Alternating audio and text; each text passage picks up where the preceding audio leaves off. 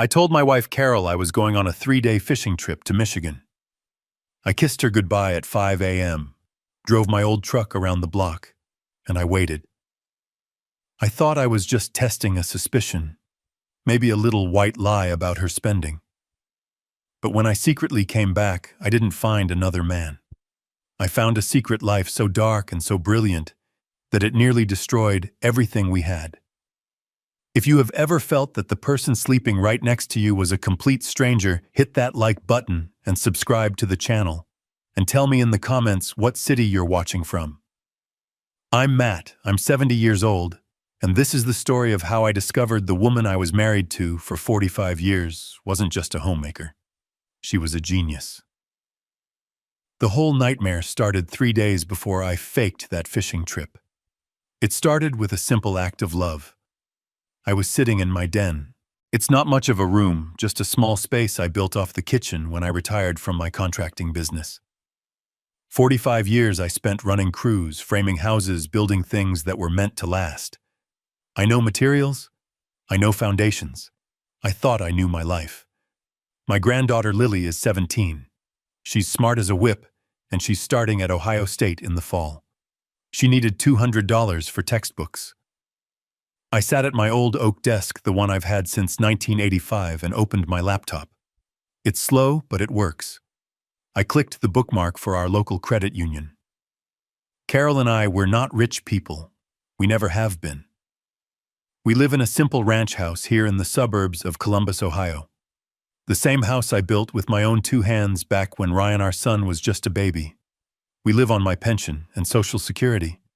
We clip coupons. My wife of 45 years, Carol, is the most frugal person I know. She will drive 5 miles just to save 10 cents on a gallon of milk. That's why this college fund was so important. For 17 years since the day Lily was born, we put money away. $50 here, $100 there, every Christmas bonus. We called it Lily's Future. I clicked on the account Joint Savings, L. Anderson College Fund. The page loaded. I stared at the balance. I must have looked at it for a full minute. The numbers they didn't make any sense. $40,215.30. I rubbed my eyes. I'm 70 years old. Maybe I'm seeing things. I closed the browser and opened it again. Logged back in. $40,215.30. My heart started that slow, heavy beat you get when something is wrong. Really wrong. I know exactly how much should be in that account. Our last deposit was 2 weeks ago. The balance should have been $55,215.30. $15,000. Vanished. My hand was shaking. This had to be a mistake. A bank error. Fraud. Someone stole our identity. I clicked on the transaction history. My breath caught in my throat. It wasn't fraud. Not the way I thought. 3 days ago, March 12th. Online withdrawal, $15,000. And then the recipient, Pierce Fine Art Investments. I said the name out loud. Pierce Fine Art Investments. It felt strange in my mouth. I'm a contractor. I know lumber, I know drywall, I know concrete. I don't know fine art. Carol. It had to be Carol. She's the only other person on the account. But why Carol is 68? Her big excitement for the week is her pottery class. At least that's what she calls it. Her art class. She rents a small studio space in a cheap industrial park 10 miles away. She says she needs the space for the kiln and the wheel. She says the smell of the glaze bothers her. She's been going for years. It's her one hobby, her one escape. But $15,000 on art from Lily's money, it wasn't possible. This wasn't the woman I married. The woman who saved sewing thread on old spools. The woman who made soup from leftover chicken bones. I grabbed my phone, my thumb hovering over her name. What do I say, honey? Did you accidentally spend $15,000 of our granddaughter's future on a painting? A cold dread settled over me. This wasn't a mistake. This was a secret. And Pierce Fine Art Investments. That name sounded less like a hobby and more like something else, something professional, something expensive. I thought about the last few months. Carol had been different. She seemed distracted, quieter. Sometimes I'd walk into the living room and she'd quickly click her phone off the screen, going dark before I could see it. She'd smile and say she was just looking at recipes. And her art? I realized I hadn't seen a single piece of pottery in almost a year. When I asked her about it, she'd wave her hand dismissively. "Oh, Matt, I'm just practicing. Nothing is good enough to bring home yet. The kiln is acting up." Excuses. I see that now. They were all excuses. This $15,000 wasn't an investment. It was something else. Was it a debt? Was she being blackmailed? Or the thought I'd tried to push away for weeks? Was it another man, Pierce? Was that a name? I felt sick. I looked at the picture on my desk. Me and Carol, 20 years younger, smiling at our son Ryan's college graduation. The same son we saved for. The same way we were saving for Lily. This wasn't just money. This was a betrayal of everything we built. I stood up. I had to know. I couldn't sit here one more second. I walked into the kitchen, my heart pounding against my ribs like a trapped bird. I called her phone. My thumb shook over her name. Carol. I pressed the call button. It rang. Once, twice, 3 times. Each ring felt like a hammer blow against my ribs. I was about to hang up to just drive over to that studio and confront her. Finally, she picked up. "Hi, Matt. I'm busy. I'm right in the middle of a glaze.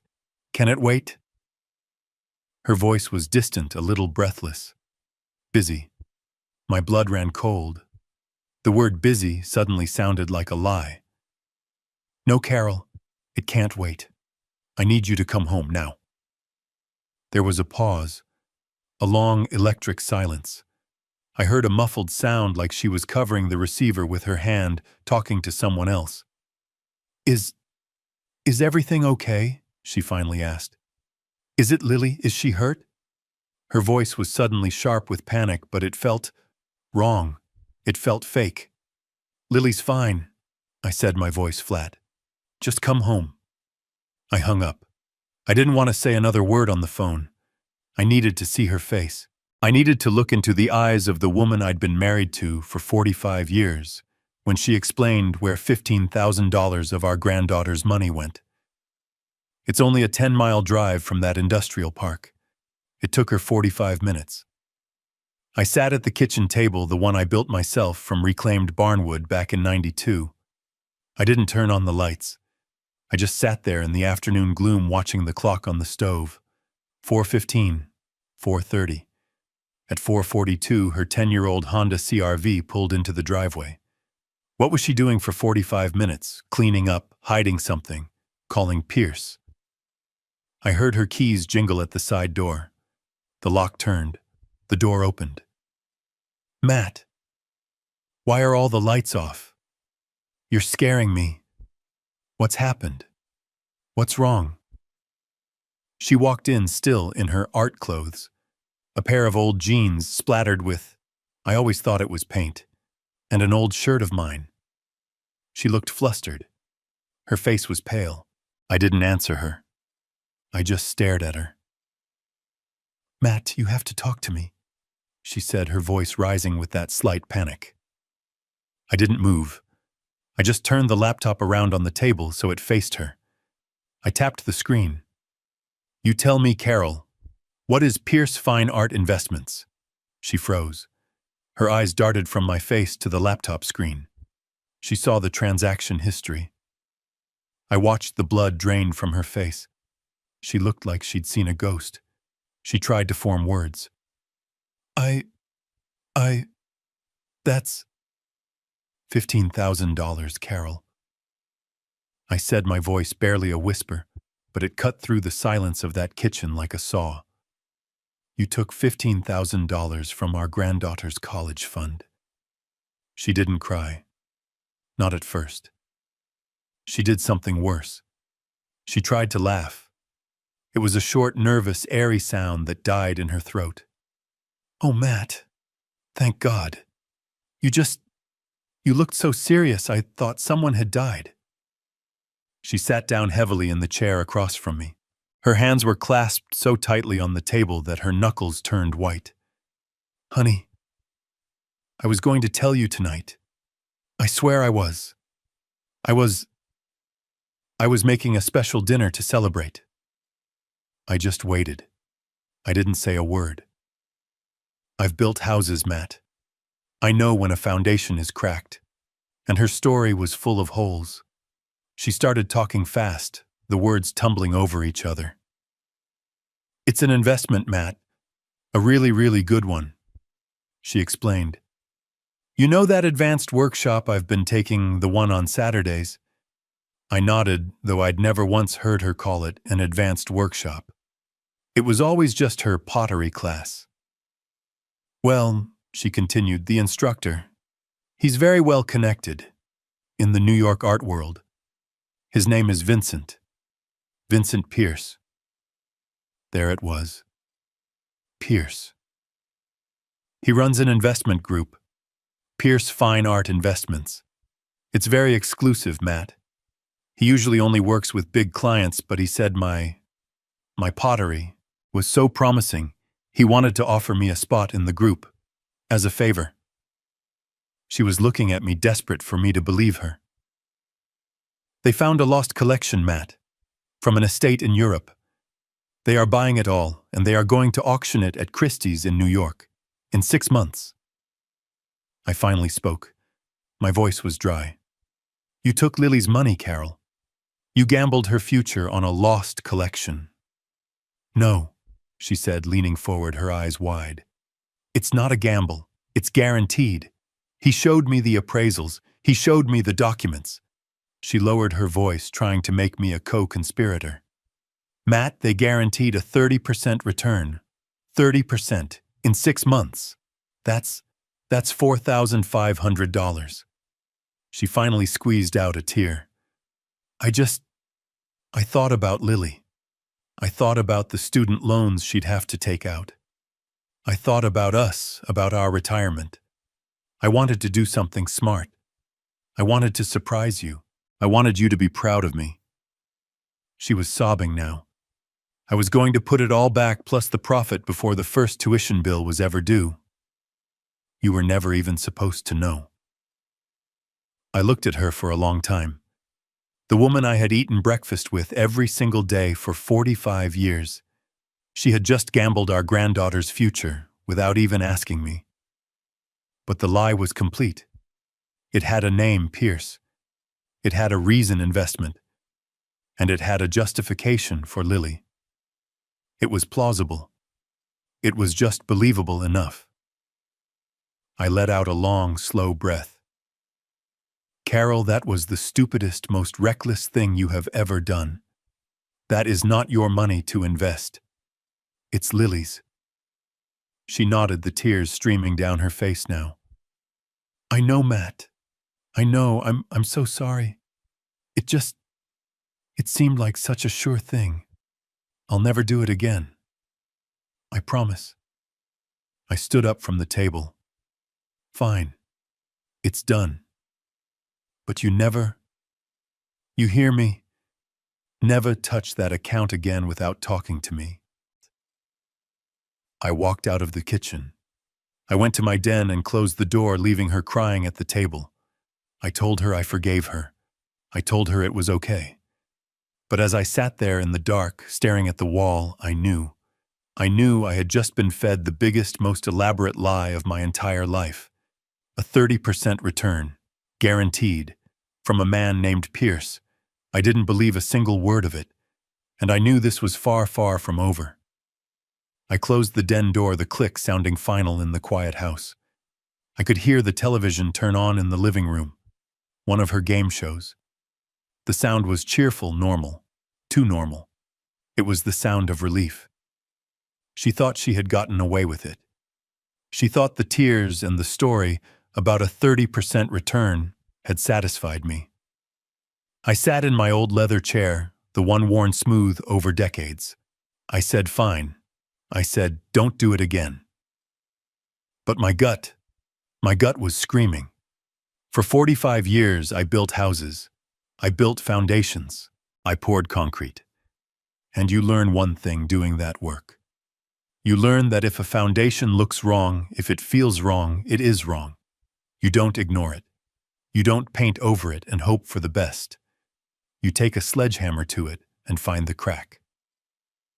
And Carol's story was cracked from top to bottom. Carol Anderson, my Carol. The woman who cuts coupons for canned corn. The woman who will drive across town wasting $2 in gas just to save 50 cents on paper towels. This woman, my risk-averse, frugal-to-a-fault wife, suddenly decides to become a high-stakes art investor. Without even asking me, she wouldn't even buy $500 of Apple stock back in 2010. Our son Ryan begged us to. He said, Mom, it's a sure thing. She called it gambling. She said, Matt, we are not gamblers. We are builders. We save. We don't gamble. But now she's gambling $15,000 of our granddaughter's college money on a guaranteed art deal from a man named Vincent. The lie was too neat. It answered the what and the who, but it didn't answer the why. Why this? Why? Now I went to bed late, around 11. Carol was already there, lying on her side, facing away from me. She was breathing deeply, evenly. Was she really asleep, or was she pretending? After 45 years, I suddenly realized I couldn't tell the difference. I lay on my back, staring at the shadows on the ceiling. And all the little things, all the strange little moments from the past 6 months, they started clicking into place. The phone. It started with the phone. Her cell phone used to be an object she ignored. She'd leave it in her purse, buried under receipts and old tissues for days. Not anymore. For the last 6 months, that phone is attached to her. She carries it from the kitchen to the living room. She takes it into the bathroom when she takes a shower. And when she puts it down on the nightstand, like it was right now, it's always screen down. I noticed it a month ago. Why do you always put your phone face down, honey? She didn't even look up from her magazine. Oh, the light bothers me. I don't want it flashing if I get an email. But she does it in the kitchen, in the broad daylight. She's not hiding the light. She's hiding the screen. She's hiding who is calling, who is texting. Maybe someone named Pierce. Then there was the perfume. I walked into our bedroom about 2 months back. A new smell. It wasn't her usual lavender water. This was heavy, complicated, expensive. There was a new bottle on her dresser. A fancy glass thing with a gold top. I'd never seen it before. Later that day when she was out, I looked at the name. I'm just a contractor. I don't know fancy perfumes. So I typed the name into Lily's old computer. $420. $400 for perfume. When I asked her about it, she actually blushed. I hadn't seen her blush in 20 years. Oh, Matt, it's silly, she said, waving her hand. It was a gift from the art group. We all pitched in to get the instructor a birthday present, and he was so touched, he got all of us ladies a little something in return. A $400 little something. Who was this instructor? And then, the studio. The pottery class. It used to be her fun little hobby. She'd bring home lopsided little bowls and mugs that I'd use for my pencils. But I realized I hadn't seen a single piece of pottery in almost a year. I drove over there once about 2 months ago. I was nearby at the hardware store. I thought I'd surprise her for lunch. The door to her studio unit 4B in that old brick warehouse was locked. Not just a simple lock on the knob. She had installed a heavy-duty padlock and hasp, the kind I use on a construction site. I knocked. I heard movement inside, but she took almost a full minute to come to the door. When she finally opened it, she looked angry. Matt, you startled me. What are you doing here? I was just at Home Depot. Thought I'd take my best girl to lunch. I tried to peek inside past her shoulder. She didn't move. She blocked the doorway. Oh, honey, I can't, she said, her voice tight. I'm right in the middle of a delicate firing. A firing? I thought that was a pottery term. It is, she snapped. I'm working with a new kind of clay. And I told you, Matt, the humidity. I have to keep the humidity perfect for the clay to set. If you open the door, it lets the cold air in. It ruins the whole batch. She kissed me a quick, hard peck on the cheek. I'll see you at home for dinner. Don't worry about me. She closed the door. I heard the padlock click back into place. I stood there in that hallway feeling like a fool. Humidity. For clay. I'm a builder. I know humidity. That was a lie. I'm lying there in bed, the dark room silent except for her breathing. The phone that's always face down. The $400 perfume from a grateful instructor. The heavy-duty padlock on the studio door to protect the humidity. And now, a guaranteed $15,000 art investment from Lily's college fund. These weren't four separate, innocent events. They were pieces of a puzzle.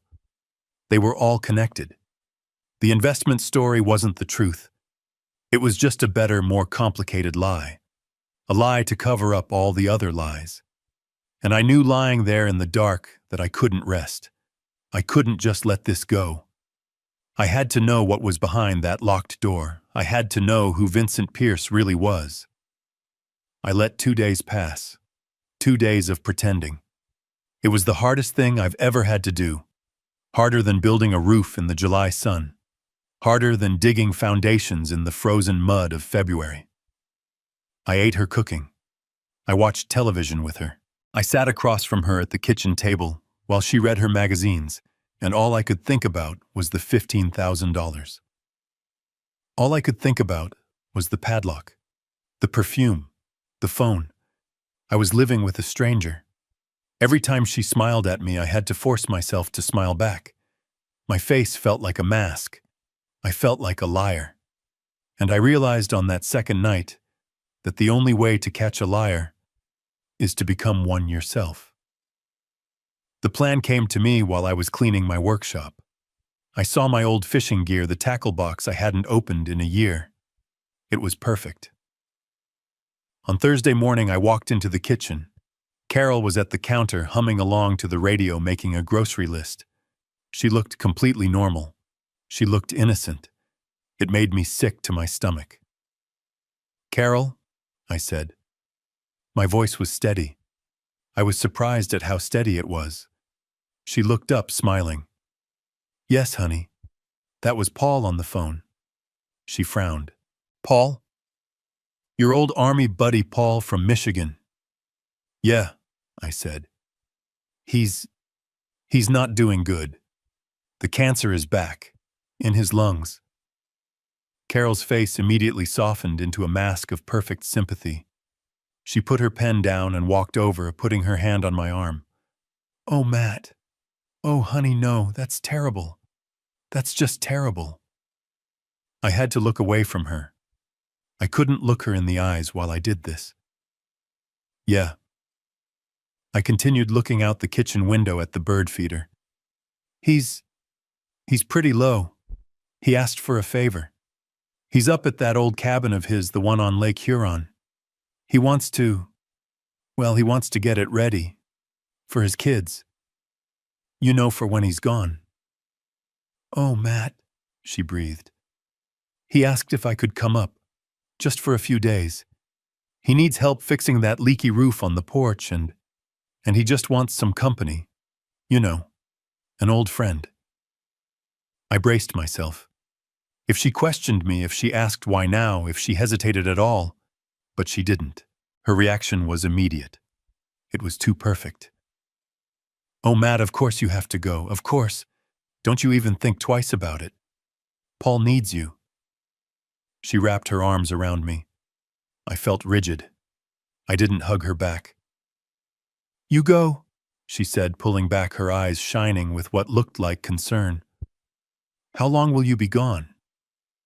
I figured I'd leave tomorrow morning, Friday. Be back Sunday night. Just 3 days. "That's perfect," she said. "No, you take as long as you need. Don't you worry about a thing here. Don't you worry about for 1 second." She squeezed my arm. "You just go to be with your friend. I'll be fine. I've got my art class tomorrow and I'll be at the studio all weekend. It'll keep me busy. It's no trouble at all." My heart went cold. She wasn't just agreeing. She was encouraging me. She was happy I was leaving. This was the first time I had ever told my wife a deliberate, calculated lie in 45 years of marriage, and she had swallowed it whole. That night, the lie got even worse. She started packing for me. I was in the den pretending to check my email, but I was really just staring at a blank screen. She came in carrying my old green duffel bag. "Matt, I thought I'd get your things together so you can leave early in the morning," she said, all cheerful. I watched her numb. She packed my warm socks, my flannel shirts, my toiletries. And then she went to the hall closet. She pulled out my fishing gear. "You should take your rod, honey," she said. "Maybe you and Paul can get out on the water. It might cheer him up." She opened my old tackle box. She checked the lures. She carefully packed my waterproof jacket, the one I hadn't worn in 2 years. She was helping me pack for a trip that wasn't real. She was helping me build my own lie, and she was so good at it. So helpful, so supportive. I looked at this woman who was carefully placing my fishing lures into my bag, this woman who had stolen from our granddaughter, this woman who was lying to my face about an art class. And I knew, without a single shred of doubt, that she had plans for this weekend. Plans that didn't include me. Plans that she needed me gone for. She zipped up the bag and patted it. "There, all set. You can leave right at dawn." She smiled at me, that sweet, familiar smile I had loved for almost half a century. "You're a good man, Matt Anderson. A good friend." I just nodded. I couldn't speak. I went to bed that night feeling like a complete stranger in my own home. I knew that in the morning I wouldn't be driving to Michigan. I would be driving around the block. I would be parking in that alley. And I would wait. I would sit in my old rusty truck. And I would finally find out exactly what was going on in Unit 4B. I would finally find out who my wife really was. The alarm clock buzzed at 4:45 a.m. It was a sound I had heard every workday for my entire life. But this morning it felt different. It felt like a starting gun. I shut it off before the second buzz. Carol stirred next to me. Time already," she murmured, still half asleep. "Yeah, time to go," I said. I moved quietly, pulling on the jeans and flannel shirt she had laid out for me. She got up, wrapping her old pink robe around herself. "I'll make you coffee for the road, Matt." "You don't have to do that," I said. "Nonsense. You can't drive all the way to Michigan without coffee." She shuffled to the kitchen. I stood in the bedroom looking at the duffel bag by the door, the bag she packed for me, the one with the fishing rod and the tackle box. My stomach turned over. I felt like a criminal in my own home. She came back a few minutes later with a heavy travel mug. "Here you go, honey. Drive safe, please." She kissed me. It was a quick, dry kiss on the cheek. Her eyes were focused on the mug, not on me. "Call me when you get to Paul's," she said. "I will," I lied. "I'll be thinking of you. I hope he's okay." "Me too," I said. I grabbed the duffel bag. It felt heavy. Not with clothes, but with the lie. I walked out the side door. It was 5:03 a.m. The sky was that deep dark blue just before the dawn. The air was cold. I got into my truck. It's not my nice truck, not the one we take to church. This is my old one, my workhorse. A 2005 Ford F-150. It's got rust on the wheel wells and a dent in the passenger door from a job site back in 2012. The engine turns over with a groan, but it's never let me down. It's the perfect truck for this. No one ever notices it. I backed out of the driveway, my headlights cutting through the dark. I saw her silhouette in the kitchen window watching me go. I drove down our street. I turned right on Elm, and as soon as I was out of sight, I killed the headlights. I drove 2 blocks in the dark, then took another right. I circled the entire neighborhood, my heart pounding in my chest. I felt like a teenage kid sneaking out. I'm 70 years old. I'm spying on my wife of 45 years. I found the spot.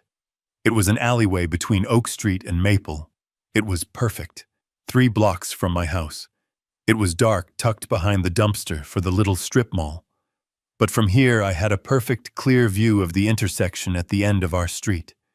She couldn't leave the neighborhood without me seeing her. I pulled in, put the truck in park, and killed the engine. The sudden silence was deafening. 5:18 a.m. I looked at the coffee in my hand. I took a sip. It tasted bitter like ash. And then I waited. 6 o'clock came. The sky turned from black to a pale, sick gray. I saw Mr. Henderson, my neighbor, come out in his bathrobe to get his newspaper. He waved at nothing, just a morning ritual. 6:30. The school bus rumbled past the intersection, its yellow lights flashing. 7 o'clock. The sun was up. The morning rush started. Cars pulling out of driveways, people late for work. I started to feel stupid. I felt like the biggest fool in the world. What was I doing? I'm sitting in an alley smelling garbage, spying on my wife. My wife. Carol. The woman who raised my son. The woman who held my hand when my own father passed away. She's probably in there right now, just like she said, cleaning the house, getting ready for her pottery class. And I'm out here acting like some paranoid lunatic. This is jealousy. This is what happens when old men get scared. 8 o'clock, an hour passed, then 2. My legs started to cramp up from sitting in the same position. This old truck seat wasn't built for sitting. It was built for driving to job sites. 8:30. I checked my phone. No calls, no messages. Of course not. She thinks I'm on Interstate 75, halfway to the Mackinac Bridge. I started to feel ashamed. What if I'm wrong? What if she's telling the truth? What if it really was just a stupid, impulsive investment? A mistake. If I'm wrong, I've broken something. I've broken us. How do I go back? How do I walk back into that house on Sunday night? Kiss her and pretend I didn't just spend my Friday spying on her from a garbage alley 9 o'clock. 4 hours. I had been sitting in this truck for almost 4 hours. That's it. I'm done. She's home. She's not doing anything. She's not meeting anyone. I'm an old fool. I've let my imagination run wild. I'm going to start the truck.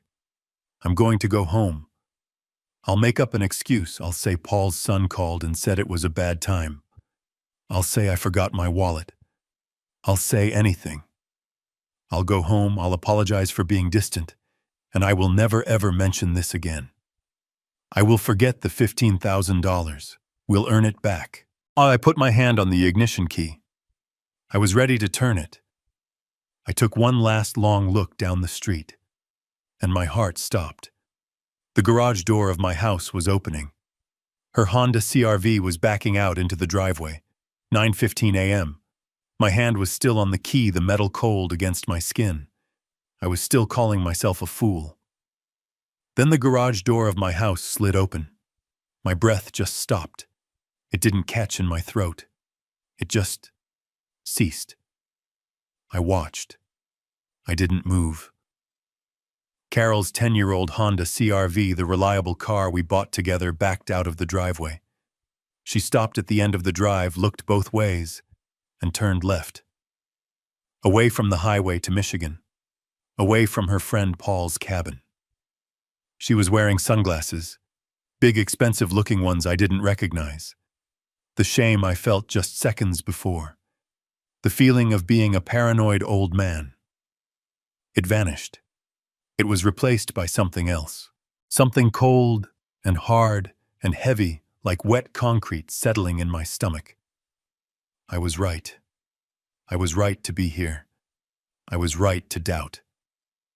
My wife of 45 years was lying. I waited. I counted to 60. I let her get a 2-block lead. I'm not a movie spy. I'm a contractor. But I know you don't tailgate someone you're following. I started the F-150. The engine groaned in the quiet alley. She was too far away to hear. I pulled out my hands, gripping the wheel so tight my knuckles were white. Where was she going? The studio, that locked studio. That had to be it. She was going to meet Pierce. I followed her. I kept 2, sometimes 3 cars between us. She turned left onto Main Street. Okay. She turned right on Broad Street. This was the route to the industrial park. This was the route to her pottery class. My heart sank a little. Maybe she was just going to the studio. Maybe the lie was only about the investment, and she was just going there to paint or make pottery. It didn't feel right. She passed the exit for the industrial park. I almost missed it. I was so focused on the turnoff I didn't see her continue straight. I had to hit the brakes and jerk the wheel following her. The old tools in the back of my truck slid and crashed against the side with a loud bang. She didn't notice. She kept going. She wasn't going to the studio. My heart was pounding again, but this time it wasn't fear.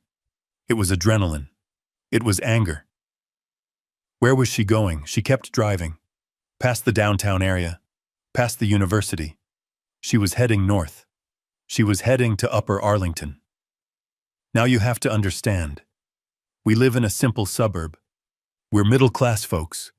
We built our lives on hard work and saving. Upper Arlington. That's not where we live. That's where the money is. Old money. New money. That's where the doctors and the lawyers and the tech executives live. The houses there aren't houses. They're mansions. They sit on 2-acre lots hidden behind brick walls and wrought iron gates. You don't just drive through Upper Arlington. You have a reason to be there. What reason did Carol have? We don't know anyone who lives there. She wasn't cleaning houses. She wasn't visiting family. She turned onto a quiet, brick-paved street. It was lined with high-end boutiques, little shops with fancy names, stores with no price tags in the window. She pulled her 10-year-old Honda into a parking spot. She got out. She was wearing a new coat, a nice one, a beige trench coat I had never seen before. She walked over to the parking meter and fed it quarters. She looked around, checking her reflection in a shop window, smoothing her hair. She was nervous. I could see it even from across the street. She walked to the corner. She stopped in front of a small cafe. La Belle Vie, the good life. I'd never even heard of it. It had little green and white striped awnings. It had little wrought iron tables on the sidewalk. She went inside. I couldn't follow her in. Not in this truck. Not in these clothes. I was wearing a flannel shirt and work boots. I would stick out like a sore thumb. I parked across the street in a loading zone. I put my hazard lights on and prayed I wouldn't get a ticket. I was 70 years old, spying on my wife from a beat-up Ford. I watched her through the cafe window. She sat at a small table by the glass. She didn't order anything. She just sat clutching her purse in her lap. She was waiting. She kept checking her phone. 10 minutes passed. My back was aching. 9:45 a.m. A car pulled up to the cafe. It didn't park. It just arrived. It was a Mercedes Maybach, black, so shiny it looked wet. I'm a contractor. I know what things cost. That's a $200,000 car, maybe more. A man got out of the driver's seat. He wasn't old. He wasn't some retired art professor. He was young, 40, maybe 45. He wore a suit. Not a church suit. A suit. Dark blue, perfectly tailored. It probably cost more than my first truck. His hair was slicked back. He had a gold watch on his wrist that caught the morning light as he adjusted his cuff. He looked like a shark. He walked into the cafe. He spotted Carol immediately. He smiled. He walked right up to her table. She looked up at him. She didn't smile. She looked terrified. He sat down across from her. It had to be him. Vincent Pierce. I was parked in a loading zone across the street. My hazard lights were blinking. Blink, blink, blink. Each flash matched the pounding in my head. I watched them through the clean glass window of that fancy cafe. My first thought, the thought that had been eating me alive, was an affair. I'm 70 years old. I know it happens. A younger man, a feeling of being invisible, of being old. I was bracing myself for it. I was ready to see her laugh, to see him touch her hand. But that's not what I saw. I am a contractor. I've spent my life reading people. Reading a client to see if they're trying to cheat me. Reading a subcontractor to see if he's lying about a deadline. And I know tension when I see it. Carol was not looking at this man with love. She was looking at him with fear. She sat rigid in her chair, her back straight as a 2x4. Her hands were clutching her purse in her lap. She wasn't relaxed. She wasn't charmed. This wasn't a rendezvous.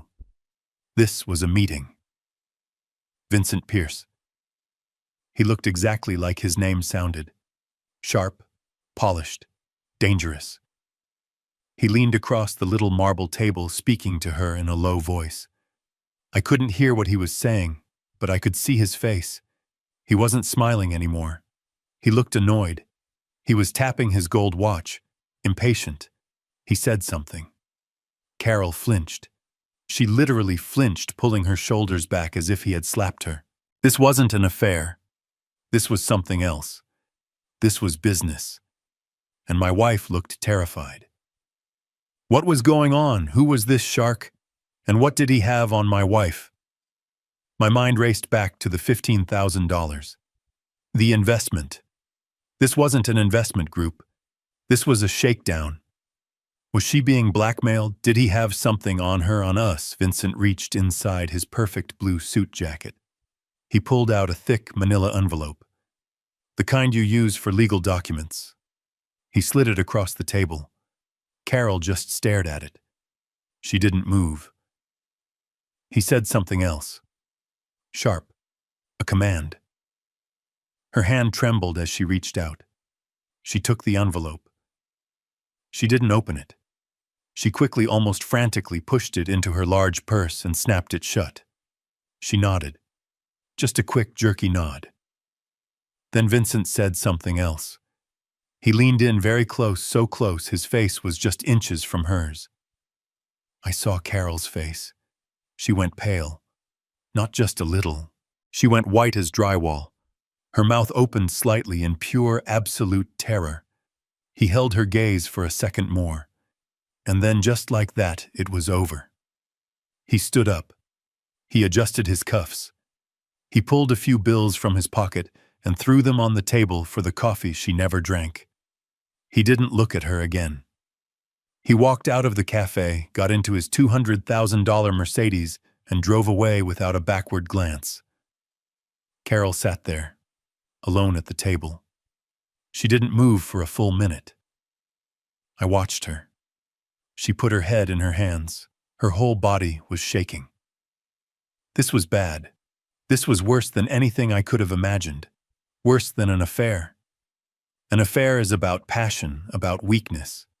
This was about fear. This was about danger. I had to get to her. I had to know what was in that envelope. I had to know what that man said to her. I put my hand on the gear shift. But before I could move, she stood up. She fumbled with her purse, pulling the strap over her shoulder. She walked out of the cafe like a zombie, her face blank, her eyes wide behind those big sunglasses. She got back in her Honda. She didn't drive home. She didn't drive to the grocery store. She drove straight to the industrial park. I followed her. My mind was a blank. All I knew was that I had to follow. She pulled up to her studio, Unit 4B. She got out of her car. She was still carrying that purse, holding it tight against her body like it was a bomb. She fumbled with her keys. She looked around her head, whipping back and forth across the empty parking lot. Did she see me? No. I was too far back. She was just scared. She unlocked the heavy padlock and disappeared inside. The door shut. I sat there, my truck idling in the middle of an empty parking lot on a Friday morning. I finally knew the truth. Well, not the whole truth, but I knew one thing for sure. My wife, Carol, the woman I had been married to for 45 years, was in serious trouble. The lie about the investment wasn't just a lie. It was a cover story. And whatever was happening, whatever secret she was keeping, it was all hidden behind that locked studio door. And I was going to find out what it was. I sat there in that parking lot for 10 minutes. It felt like 10 hours. My truck engine was off. The only sound was the ticking of the cooling metal and a distant train horn. What was she doing in there? Was she counting money? Was she destroying evidence? Was she calling someone? Was she just making pottery? The thought was so ridiculous, I almost laughed out loud. No, you don't meet a shark in a Mercedes, take a thick envelope, and then go quietly make a clay pot. I couldn't just sit there. I couldn't drive away. That old fishing trip lie. That cabin in Michigan. It all felt like a lifetime ago. I was a man who built things. I solved problems. I didn't run from them. And my wife, my family, was in some kind of trouble. I didn't know if I was angry or terrified, but I knew I couldn't wait. I started the truck. I didn't drive out the front. I drove around the side of the long, low brick building. I went to the back. This was the ugly part of the industrial park, the part nobody sees. Just a row of metal loading docks, rusty dumpsters, and overgrown weeds pushing through the cracked asphalt. I parked my F-150 behind a huge dumpster full of scrap metal. No one could see my truck from the street. I got out. The air was quiet back here. I walked along the back of the building. Unit 4A, Unit 4B. This was her door. A solid metal door painted a faded gray. And just as I remembered from my last visit, she had a padlock on it. A heavy-duty hasp bolted to the frame, and a cheap brass-colored padlock. I looked at it. I almost smiled. I'm a builder. I've secured million-dollar job sites. I've installed high-security locks on commercial buildings. This was a joke. She bought this at a hardware store for $10. She thought this would keep someone out. Maybe it would keep a casual thief out, but not a husband, and definitely not a contractor. I walked back to my truck. I opened the heavy-duty toolbox that's been bolted to the bed for 20 years. I didn't need a lot. I grabbed my 30-inch pry bar, solid steel. We call it the Persuader. I grabbed a heavy hammer. I walked back to the door. I looked around. Not a soul in sight. Just me and the dumpsters. I wedged the flat end of the pry bar between the hasp and the metal doorframe. I gave it one hard, solid pull. The cheap screws she used to install it ripped right out of the old wood frame with a sound like a gunshot. Crack! The padlock and the hasp fell to the concrete with a heavy clang. I froze. I listened. Nothing. No alarm. No shouting from inside. She probably had music on, or maybe the studio was soundproofed. I grabbed the door handle. It was unlocked. I turned it. Slowly. I opened the door just an inch. The smell hit me first. It hit me like a physical blow. A wall of chemicals. It wasn't clay. It wasn't the earthy, damp smell of a pottery studio. It was turpentine, sharp and stinging. It was linseed oil, heavy and rich. It was oil paint, so thick in the air, I could almost taste it. And something else, something strange. A dusty, dry smell. Like an old attic. Like a museum. I pushed the door open wider.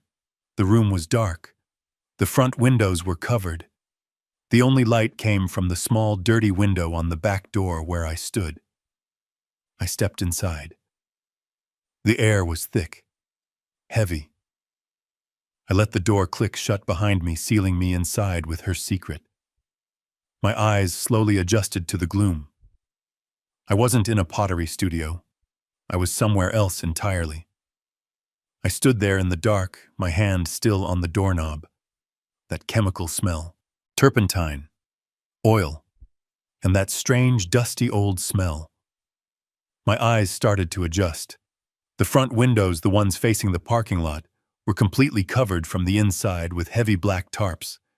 No light could get in or out. The only light came from the back door I had just forced, and a few small intense lights like spotlights pointed at a single wall. I took a step forward, letting the door close behind me. I looked for the pottery wheel. There wasn't one. I looked for the big kiln, the oven she said was always acting up. It wasn't there. I looked for the 50-pound bags of clay I helped her carry in here last year. Gone. I looked for the shelves of lopsided mugs and bowls, the practice pieces she was supposedly working on. There was nothing. The entire left side of the room where the pottery equipment should have been was empty. It was just a cold, stained concrete floor. My heart was doing that slow, heavy hammer again. Thump, thump, thump. "Carol," I whispered into the empty room. "What is this?" Then I turned my head to the right, toward the wall with the spotlights. It was lined with easels. 4 of them. And on the easels were paintings. I'm just a builder. I don't know art. I know wood, I know steel, I know concrete. But even I knew these. You see them in magazines. You see them in movies. On the far left easel was a painting of a woman with a long swan-like neck and empty almond-shaped eyes. It was a Modigliani. It looked perfect. It looked real. Next to it, a painting of a man and a woman floating over a little village, a goat playing a violin. It was a Chagall. The colors were so bright, so vivid, they seemed to glow in the dim light. There were 2 others' paintings I didn't recognize, but they looked old. They looked like they belonged in a museum. These weren't art class paintings. These weren't a hobby. These were perfect, professional. These were copies. My mind was reeling. Why? Why would she do this to sell at a flea market for $50? No, that didn't make sense. I walked closer, and that's when I saw the workbench. It was a long stainless steel table like something from a hospital or a laboratory. And on it were not pottery tools. There were tools I didn't even recognize. There was a microscope, the kind you see in a science class, plugged into the wall. There was a set of what looked like dentist's tools. Tiny scalpels, sharp picks, and delicate brushes all laid out in a perfect row on a clean white cloth. There were jars of powder, pigments, red, blue, yellow, not in tubes from an art store, in jars, like raw chemicals. There was a small handheld blacklight, a UV lamp, and then I saw it. A row of brown glass bottles with yellowing labels. I picked one up. My hand, the hand of a man who can frame a house, was shaking. The label was typed. It said varnish ager, light cracking formula. I picked up another one. Dust of ages, 19th century France. I put the bottle down. I backed away. I understood. The padlock on the door. The humidity lie. The chemical smell. The $400 perfume from the grateful instructor. The $15,000 from Lily's account. The Maybach. The envelope. The terrified look on her face. Carol wasn't learning art. She wasn't copying art. She was forging art. She was making fakes, and not just little fakes. These were high-level professional forgeries. The kind you use a microscope and aging chemicals for. The kind you sell at Christie's, like she said. The kind that are worth millions of dollars. The woman I married, the frugal coupon-clipping homemaker, was a master art forger. And that man, Vincent Pierce, wasn't her instructor. He was her dealer. I felt the floor tilt beneath my feet. I had to grab the workbench to keep my balance. The $15,000, it wasn't an investment she made. It was a payment she received. No. Wait. No, that wasn't right either. The $15,000 came out of our account. My head was spinning. I looked at the paintings, the lies, the secrets. This was bigger than an affair. This was bigger than gambling. This was a crime, a massive international crime. And my wife Carol was right in the middle of it. I stood there in the chemical-smelling darkness for I don't know how long. I just stared at the perfect, beautiful, terrible paintings. I was waiting. Because I knew she would be back. She had to come back. She had an envelope full of money in her purse. And she had a studio full of secrets. I wasn't leaving. I was going to sit in this room with her lies, and I was going to wait for her to come and explain. I didn't go home. I didn't call our son. I certainly wasn't going to call Paul in Michigan. I sat down on an old wooden stool I found in the corner. It was probably the only honest thing in the entire studio. And I waited. 1 o'clock passed.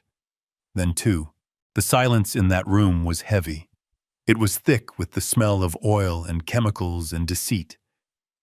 I just sat there. I stared at the paintings. The Modigliani. The Chagall. They were beautiful. They were perfect. And my wife had made them. My Carol. My wife of 45 years. The woman who I thought couldn't keep a secret if her life depended on it. I don't know what I felt. Anger, yes. A deep, cold anger I had never felt before. But underneath the anger, I just felt like a fool. A 70-year-old fool who had been played. I thought about our life, 45 years, the birth of our son Ryan, the way we struggled to pay the mortgage on the house I built with my own hands, the nights we sat at the kitchen table nursing cheap coffee, worrying about bills, and all this time, she had this secret genius for crime. I looked at the workbench, the microscope, the little bottles of chemicals. Varnish ager, light cracking formula, dust of ages, 19th century France. It was all a lie. The pottery, the humidity, the art class, all of it. I felt 45 years of my life just evaporate, turn to dust. 3 o'clock, 4 o'clock. My back ached. My legs were stiff. I didn't move, I just sat there breathing in the smell of her lies. At 5:03 p.m. I heard it. The sound of a key. It wasn't the sound of her usual fumbling. It was the sharp metallic scrape of the key in that heavy-duty padlock I had broken. I heard her grunt as she pulled the broken hasp away. She must have thought it was just stuck. The metal door creaked open. A shaft of light from the setting sun cut through the dark studio. It cast a long, single shadow across the concrete floor. Carol stepped inside. She was humming a little tune. She clicked the door shut behind her, plunging the room back into darkness, except for the spotlights she'd left aimed at the easels. She took 2 steps, fumbling in her purse, probably for the light switch. And then she saw me. She saw me sitting on the stool, just a dark shape, a silhouette against the faint light from the back window. Carol didn't gasp. She screamed. It wasn't a little "you startled me" scream. It was a raw, terrified shriek torn right from her throat. Her hands flew up. Her purse, the one I had seen her clutching all day, went flying. It hit the concrete floor with a heavy, sickening thud. The snap on the bag popped open, and the manila envelope, the thick 9x12 envelope Vincent Pierce had given her. It skidded out, sliding across the dusty floor, stopping right at my feet. It lay there between us. The proof, the money, the secret. She was breathing in ragged, panicked gasps. She was hyperventilating. "Matt!" she shrieked. "Matt, what are you doing here?" She wasn't asking how I got in. She was just in shock. "My God, you scared me to death. I thought you were..." "The trip. Michigan. Paul." She was babbling. The lies were just pouring out, disorganized, panicked, colliding with each other. "What happened? Did you come back? Is Paul... is he okay? Why are you just sitting there in the dark?" I didn't answer her. I didn't stand up. I didn't move a muscle. I just sat there on my stool in the middle of her secret laboratory. She looked at my face, trying to read my expression in the shadows. She looked at the broken lock, hanging sideways off the doorframe. She looked down at the envelope of money on the floor. And her eyes followed my gaze. I wasn't looking at her. I wasn't looking at the money. I lifted my hand, slowly. I pointed my finger steady, aimed directly at the glowing canvas on the main easel. The painting of the woman with the long neck. The perfect, beautiful fake Modigliani. I let the silence stretch out. I let her hang there in her own panic. And then I asked her. My voice was quiet. It was cold. It was a voice she had never heard before. "How's that pottery class going, Carol?" She stared at me. The silence in that studio was so absolute I could hear the hum of the fluorescent spotlights aimed at the paintings. Her mouth opened, but no sound came out. She looked at my face, then her eyes darted to the broken padlock on the door. She looked at the workbench, at the microscope, at the little bottles of aging chemicals. She looked at the glowing, perfect fake Modigliani on the easel. And then finally, her eyes fell to the thick manila envelope at my feet. The envelope from Vincent Pierce. Carol Anderson did not just start to cry. She imploded. It was as if I had pulled a single load-bearing pin from the center of her life. Her legs gave out. She didn't fall. She just slid. Her back scraped down the rough brick wall until she was sitting in a heap on the cold, dusty concrete floor. She buried her face in her hands. The sound that came out of her. I will never forget that sound. I had been married to this woman for 45 years. I heard her cry when her mother passed. I heard her cry when our son Ryan broke his arm in the high school football game. This was not that. This was a wail. A deep guttural sound of grief and terror and 45 years of secrets breaking open all at once. "I'm sorry," she sobbed into her hands. "I'm sorry, Matt. I'm sorry. I'm sorry." I didn't move. I didn't go to her. I couldn't. I was frozen. I was the builder, the contractor, standing in the rubble, looking at the complete demolition of the life I thought I knew. "I know you're not making pottery, Carol," I said. My voice was hollow. She looked up at me, her face a mess of tears and mascara. "It was never pottery," she whispered, her voice choked. "Not really." The story didn't come out clean. It came out in jagged, broken pieces between gasps for air. It started 50 years ago, before me, before our son Ryan. before this simple, frugal, coupon-clipping life in Ohio. She was an art student. I knew that. She always said she went to art school for a couple of years. That was a lie. She didn't just go to art school. She was at one of the top programs in the country, on a full scholarship.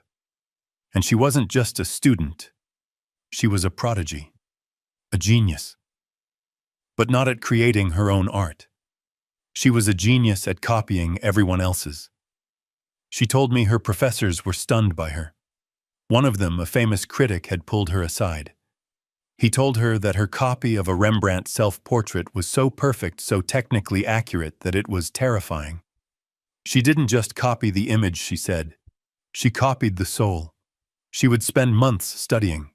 She learned how to make her own pigments just like they did in the 17th century. She learned how to analyze the unique way an artist layered their paint. She could feel, she said, how they held the brush. She could look at a masterpiece and she could become them. She wasn't just a student. She was a master forger by the time she was 20 years old. Her professors warned her. They told her she had a gift that could make her millions, or land her in a federal prison. She got scared. And then that summer she came to Ohio to visit her aunt. And she met me. I was 25 years old, a young, dumb contractor with sawdust in my hair and calluses on my hands. I didn't know a Modigliani from a macaroni and cheese advertisement. I didn't care about art. I cared about foundations, about solid wood, about things that were honest and real and built to last. And she fell in love with that. She fell in love with me, with the simplicity, with the honesty. She was terrified of the world she was in, a world of fakes and high-stakes auctions and millions of dollars changing hands. She was scared of what she was capable of, so she made a choice. She quit school. She never went back. She left all of it behind. She moved to Ohio. She married me. She buried the genius. She traded a talent that could have bought her a penthouse in New York for a 3-bedroom ranch house in Columbus that I built with my own hands. She became Carol Anderson Homemaker, the woman who ran the PTA bake sale, the woman who clipped coupons. She became a mother to our son Ryan. She packed away her real brushes, her oils, her chemicals. She packed away that brilliant, dangerous part of her brain. She gave it all up, for me, for us, for this life. She never told me. Not really. I knew she liked to paint. I thought she meant painting watercolor flowers on the back porch. I didn't know she could paint a masterpiece so perfect it could fool the world. She had sacrificed a fortune. She had sacrificed a whole other life. And as I stood there listening to her sob on the floor of her secret laboratory, I realized that 50-year-old secret, it was the one thing Vincent Pierce had found. And it was the one thing he was using to destroy her. She sat there on the floor, surrounded by her perfect, beautiful lies. The smell of oil paint was so thick, it made my head spin. "So what happened, Carol?" I asked. My voice was just a rasp. "What changed?" "We were happy 40 years. We were happy, weren't we?" She finally looked up at me. Her face was old. In that moment, she looked older than I had ever seen her. "We were Matt," she whispered. "We were. I promise I never wanted this." "Then why, Carol? Why all this?" I waved my hand at the easels, at the microscope, at the chemicals. "It started again about 10 years ago," she said, her voice hollow. "Right after you turned 60. Right after you started talking about retiring." I remembered that. I had started slowing down at the contracting business. I was home more. I was bored, Matt," she said, looking down at her hands. "Ryan was long gone. Lily was a kid, but she didn't need me every day. And you were always in your workshop. I had all this time. All this quiet." "So you started painting," I said. "Yes," she said. Just, just to see if I still could. I rented this place. I told you it was for pottery. That was the first lie. I just didn't want you to know. I was ashamed. Ashamed of what? Of painting. Ashamed, she said, her voice cracking, that it wasn't enough. That just painting flowers wasn't what I wanted to do. I pulled my old books out of the attic, my old notes from school, and I just wanted to try. Just one. For me. I did a copy of a small Renoir, just a little landscape. It took me a month. And when it was done, it was perfect. It felt alive. It felt like I had felt 50 years ago, like I had a secret, a power. I just stared at her. I had no idea this was going on. 10 years ago, while I was planning our retirement, she was becoming a master forger again, right under my nose. It was just for me, Matt. I swear, she pleaded. I hung it in the studio. I just looked at it, but it needed a frame. It looked wrong, without a proper frame. So I took it to that new gallery, the one that opened up on High Street, Pierce Fine Art. It had just opened. It looked so professional, so legitimate. I walked in. I was just a 60-year-old woman in her gardening clothes. I was just a hobbyist. I brought in my little Renoir copy. I just wanted a simple gold frame. She paused. She closed her eyes as if she was reliving the exact moment her life turned. And then he saw it. Vincent, I said. The name tasted like poison. Yes, she whispered. Vincent Pierce. He came out from the back office. He wasn't wearing a suit then. He just looked like an art dealer. He looked at the painting I was holding. He didn't say anything for a long time. He just looked. He put on these little glasses. He looked at the brush strokes. He even smelled it. He looked up at me, and he didn't smile. He just said, "Where did you get this?" I got scared. I told him the truth. I said I painted it. It's just a copy I did for fun. Carol looked up at me, her eyes filled with a terrible memory. And he smiled, Matt. That awful smooth smile. And he said, "No, my dear. That is not a copy. That is a master forgery." He knew, instantly. He knew what my professors knew. He knew what I was. He took me into his back office. He offered me a coffee. He charmed me, Matt. He told me I was a wasted genius. He told me I was 1 in a billion. He asked me how many more I had painted. I told him none. That I had stopped. That I had a family. A husband. And that's when he made his pitch. She took a shaky breath. He said, "Carol, this isn't a crime. Not really. What if I told you there are collectors, very, very rich collectors, who can't afford the $100 million original, but they would pay $100,000, just for a copy so perfect they can't even tell the difference?" He leaned in, and he said, "They know it's a copy, Carol. That's the key. We tell them. It's just a private commission, a recreation. No one gets hurt. The museums keep their originals. The collectors get their perfect copy. And you finally get paid what you're worth." I said no, she sobbed. I told him no. I told him I was married, that I didn't need the money. I ran out of that gallery. I left the painting there. I came home. I tried to forget it. I tried to just be your wife, be the coupon clipper. But I couldn't stop thinking about it. A week later, he called me. I don't know how he got my number. He said, "Carol, I have a client, a private collector in Japan. He wants a small Monet. He will pay $40,000. He knows it's a recreation. $40,000, Matt, for one painting. I told him I would think about it. And I did. I thought about Ryan's leftover student loans. I thought about Lily's college fund, how slowly we were saving. I thought about our retirement, how we always worried. And I thought, just one. Just one. They know it's not real. What's the harm?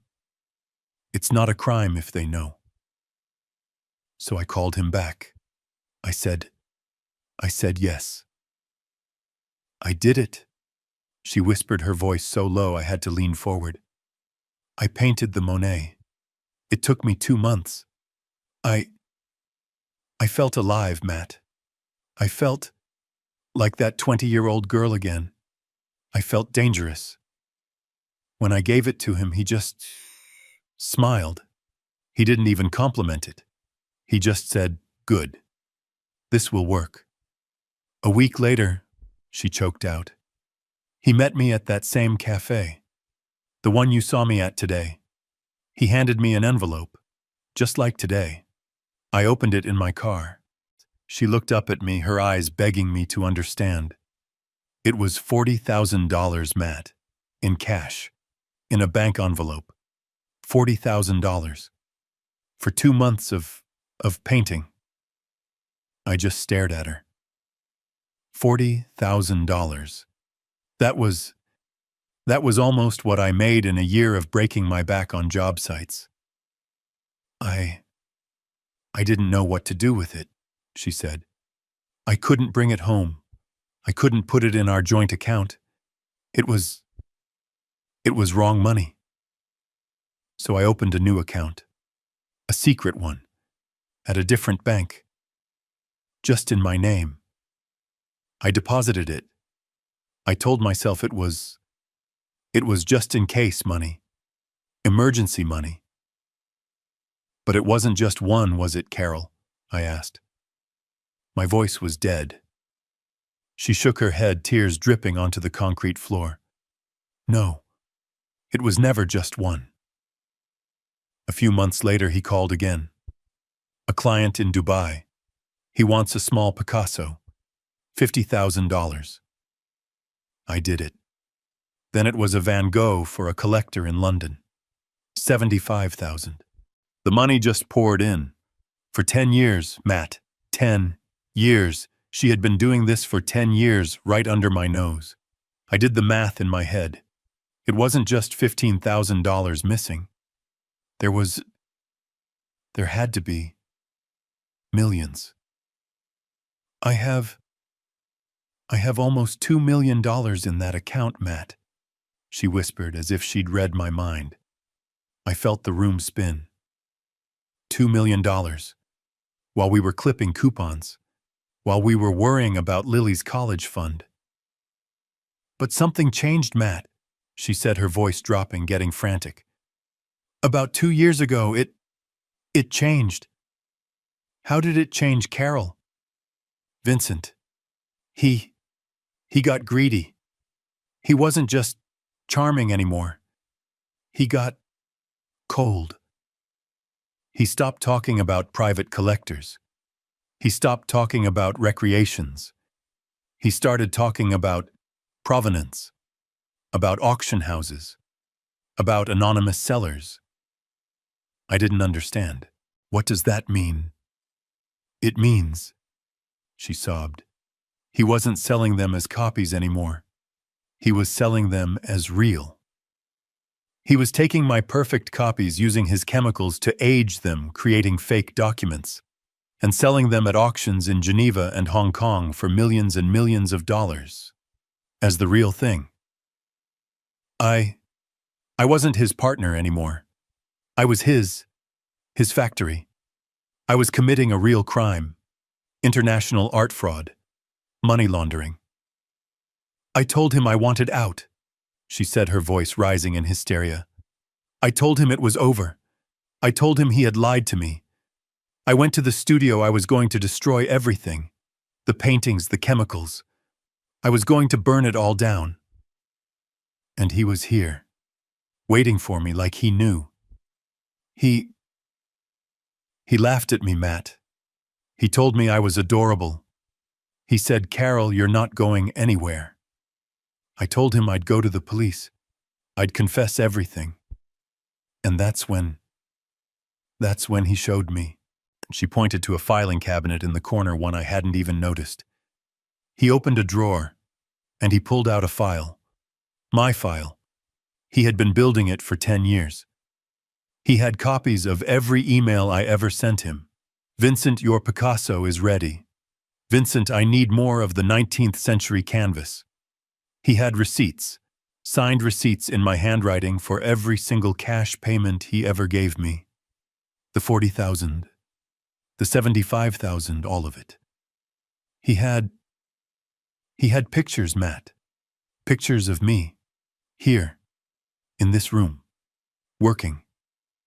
Pictures he must have taken with a hidden camera. He had bank statements from my secret account. He had a copy of my driver's license. He had everything. She was rocking back and forth on the floor, holding herself. He looked at me, and he said, Carol, you don't seem to understand the arrangement. You don't work with me. You work for me. You are my greatest asset, and if you ever think about stopping, I will not just send this file to the FBI. I will send it to your husband. I will send it to your son Ryan. I will send it to every person in your quiet little perfect Ohio neighborhood. I will destroy your life. You will lose your house. You will lose your family. You will die in a federal prison. He blackmailed me, she whispered. I was trapped, Matt. I've been trapped for 2 years. I'm not an artist. I'm not his partner. I'm his prisoner.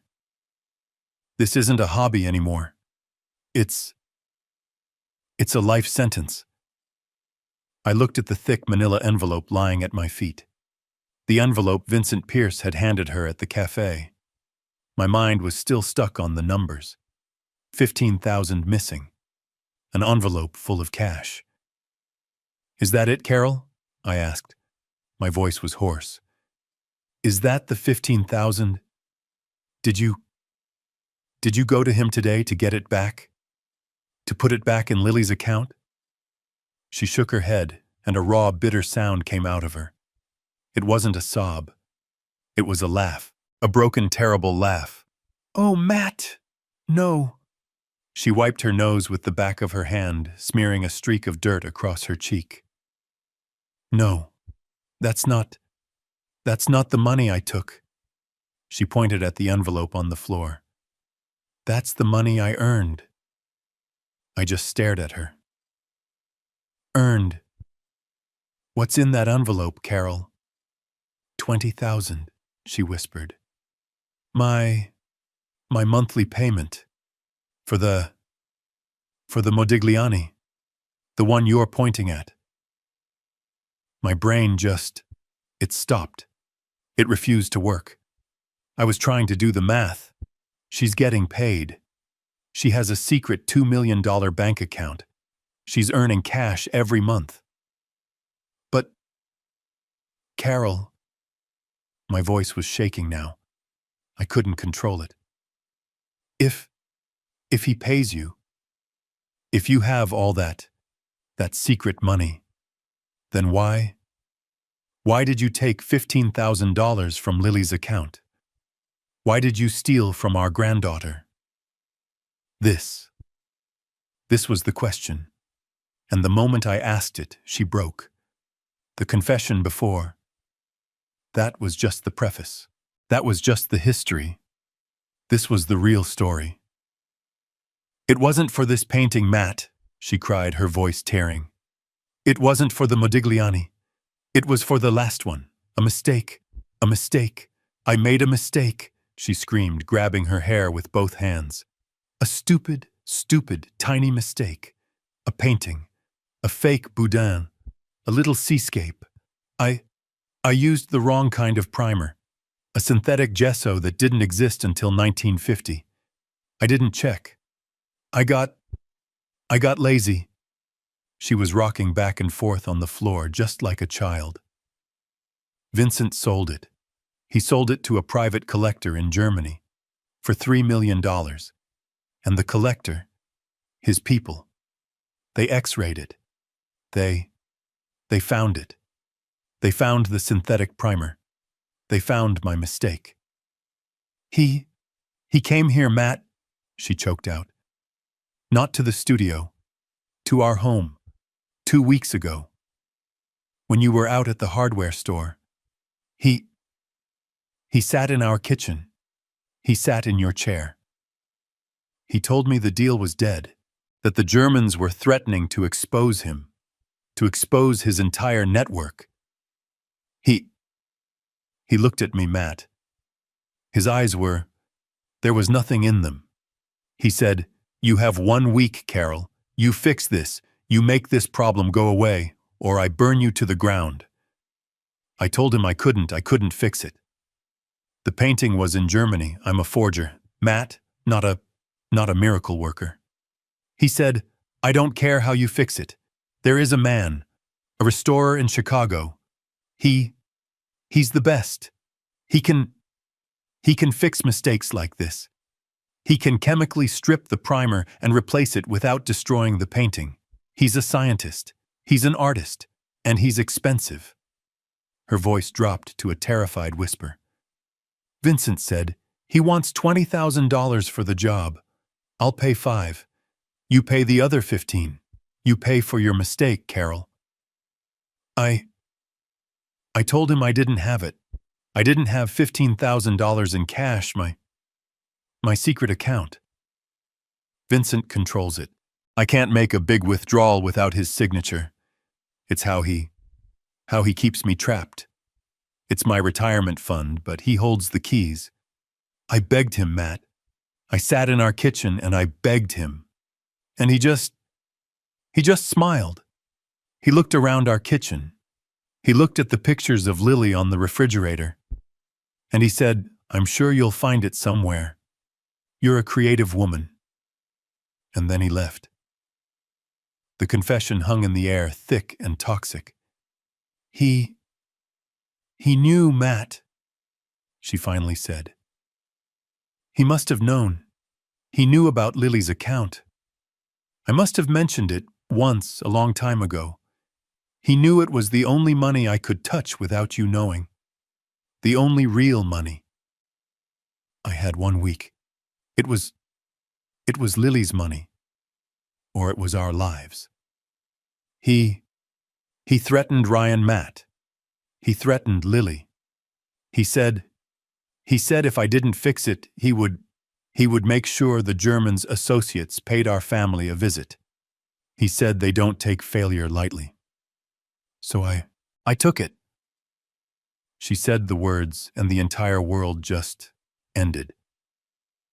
I took the money.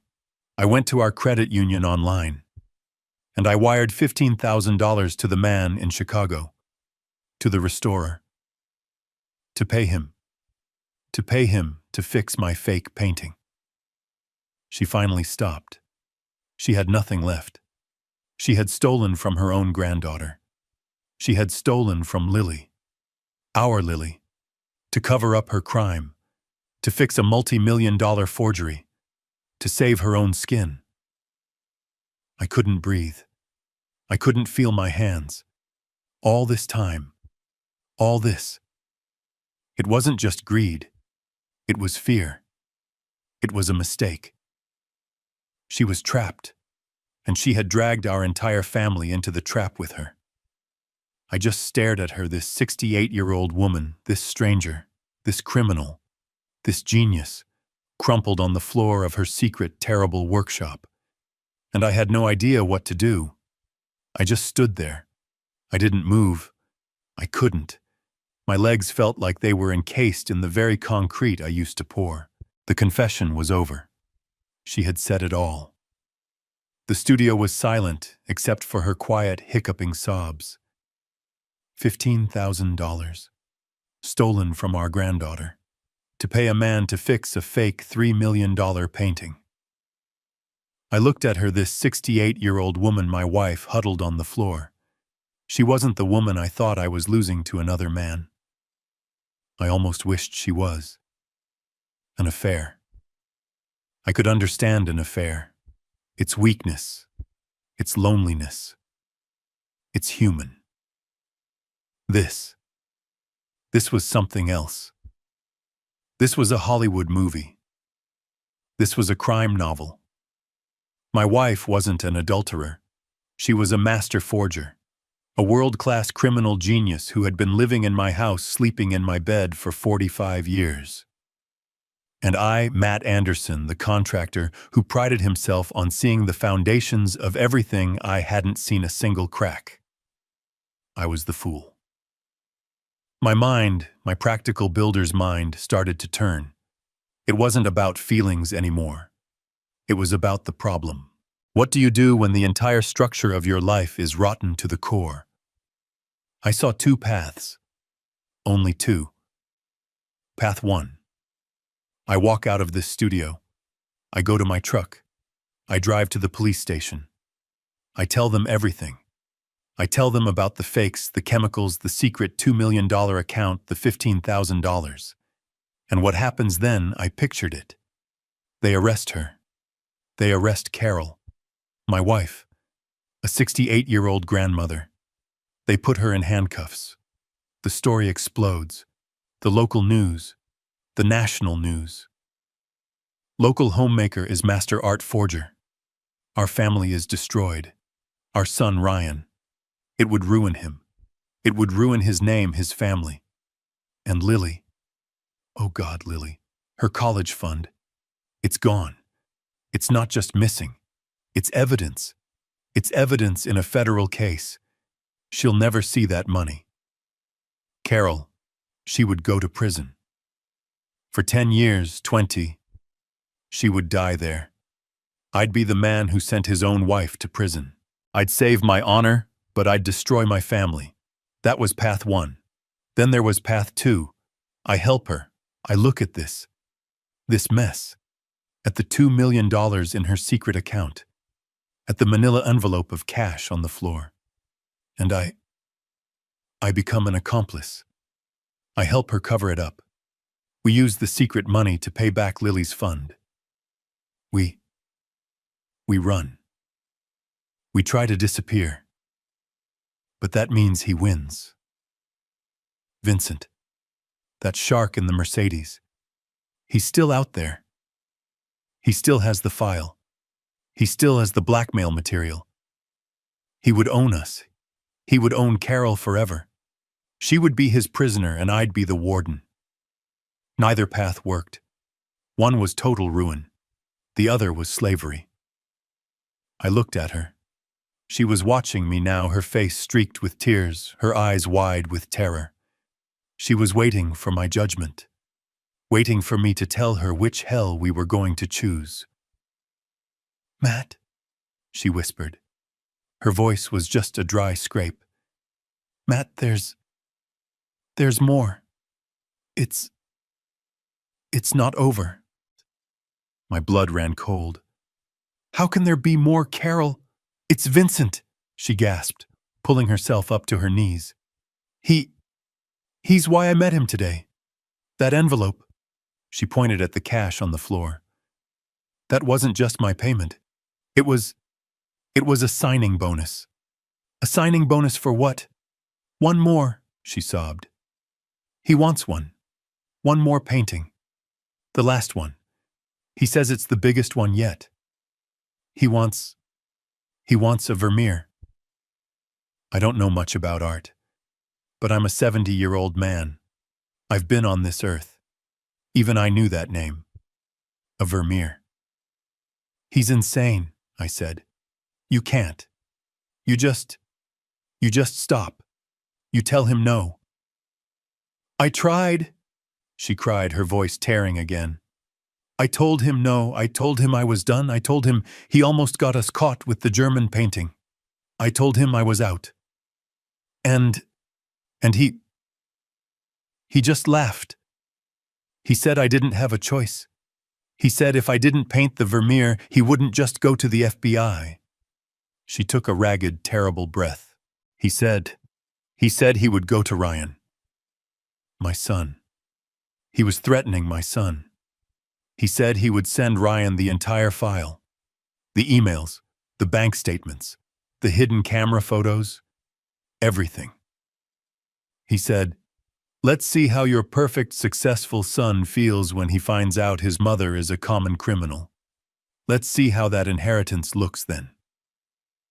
He was using Ryan against me.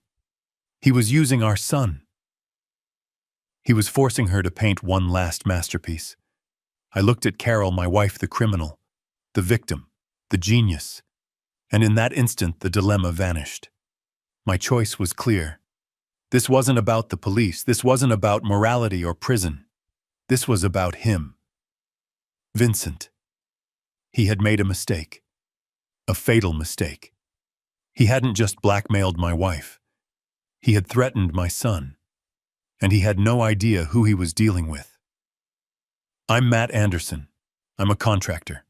I'm a builder. And I was about to build one last thing. I was going to build a trap. I looked at her. This shaking, sobbing woman crumpled on the floor of her secret criminal workshop. And the anger, the white-hot rage I felt, it just shifted. It was like a heavy load on a truck bed. It was all aimed at her. The betrayal, the lies, the stealing. And then with that one word, Ryan, the whole load just slid. It shifted off of her and onto him, onto Vincent. This shark in a $200,000 car. This polished 40-year-old predator. He wasn't just using her anymore. He wasn't just blackmailing her. He had threatened my family. He had threatened my son. He had sat in my kitchen, in my chair, and he had threatened my son's life, his future. He had pushed this woman, my wife, into a corner. He had backed her up against a wall until she had no choice but to steal from her own granddaughter. And now he was coming back for one more score. A Vermeer. And he was using my son as the collateral. I looked at Carol. She was still a criminal. She was still a liar. She had broken my trust. She had broken our life. But she was my liar. She was my wife. And he was a monster. He was the real devil in this story. She had made a mistake. A terrible, terrible mistake 50 years ago, and then another one 10 years ago. But he was the one who had turned that mistake into a weapon. He was the one who had built this prison. And he had just made the biggest mistake of his life. He thought he was dealing with a 68-year-old frightened homemaker. He thought he was dealing with a 70-year-old clueless contractor. He had no idea. He thought he was a shark. He was about to find out what happens when you corner a bear. All my life I built things. I built them to last. I built them on solid foundations. I built them to protect the people inside. That's what a man does. He protects his family. I had been sitting here in this room full of fakes, feeling sorry for myself, feeling betrayed, and I was betrayed. But that didn't matter right now. What mattered was the threat. This man, this leech, was not going to destroy my family. I would not let him. I looked at Carol. She was quiet now, just watching me. Her face was a ruin streaked with tears and dust. She looked like she was waiting for me to hit her, or to leave, or to call the police. She was waiting for the end of the world. "Matt," she whispered. Her voice was gone, just a dry scraping sound. "Matt, I don't know what to do. He wants it in 2 weeks. The Vermeer, I can't. I can't do it. But I can't. I can't let him. Ryan." She couldn't even finish the sentence. I felt a strange calm settle over me. It was the same calm I get on a dangerous job site, when a support beam is failing or a storm is rolling in. The panic stops, and the work begins, the problem solving. I am a builder. This is just another problem, a different kind of material. I stood up from the stool. My back ached. My knees cracked. I was still a 70-year-old man, but I wasn't a victim anymore. I walked over to her. I didn't reach down to help her up. Not yet. I just looked down at her. "Get up, Carol." She flinched, startled by my voice. It was quiet. It was cold. It was the voice I used on a job site when someone was about to make a fatal mistake. "What? Get up," I said. "Crying on the floor is not a plan. Crying on the floor is what he wants." She looked at me confused. She used her hands to push herself up slowly, painfully. She stood there wavering in front of me. She wouldn't meet my eyes. "Matt, I'll go to the police," she whispered. I'll confess. I'll take it all. I'll tell them you didn't know anything. I'll go to prison. It's the only way." "No," I said. She looked up at me shocked. "What? No, you're not going to the police, not yet." But Vincent, Ryan." "You heard me," and I walked over to the workbench. I looked at the tools, the microscope, the little bottles of chemicals. "You're a genius, Carol," I said, my voice flat. "It took me 45 years to see it. You're a criminal, but you're a genius." "Matt, don't. I'm not insulting you. I'm stating a fact. Vincent knows it. That's why he has you. That's why he's threatening our son, because you can do something no one else can." She was just staring at me, her mouth open, not understanding. "So," I said, "you're going to do what he wants." "What?" she gasped. "No, Matt, no, I can't. Not another one, I won't." "Yes, you will," I said. I turned to face her, and I let her see the coldness in my eyes. I let her see the contractor, the man who was about to build a foundation for a trap. "I know what to do, Carol. You're going to paint that picture. You are going to paint him his goddamn Vermeer. And then, you are going to paint it my way." "My way," I repeated. Carol stared at me like I was speaking a different language. "Matt, what are you talking about, your way? You're a builder. You don't know anything about this." She waved her hand at the easels, at the chemicals. I almost smiled. "You're right, Carol. I don't know a thing about art. I don't know a Vermeer from a Velvet Elvis. I can't tell you what makes a painting beautiful." I walked over to her workbench. I picked up one of her brushes, thin as a needle. But I know one thing. I know materials. I know layers. I know what's underneath. I looked at her. The fear was still in her eyes, but now there was confusion too. "You've been building a lie for 10 years, honey. Now we're going to build a trap, and we're going to build it out of paint and canvas." I looked around the studio at the mess, at the fear. "First," I said, my voice all business, "you are going to get off that floor. You're going to go to the sink and wash your face. You're done crying. Crying is what he wants. We are not giving him what he wants. We are giving him exactly what he asked for." She slowly, shakily got to her feet. "Now," I said, "where do you get your supplies?" Vincent. He orders them. From specialty shops. In Europe. No." I cut her off. "Not this time. This time we're going to my supply house." She just looked at me. "Put your coat on, Carol."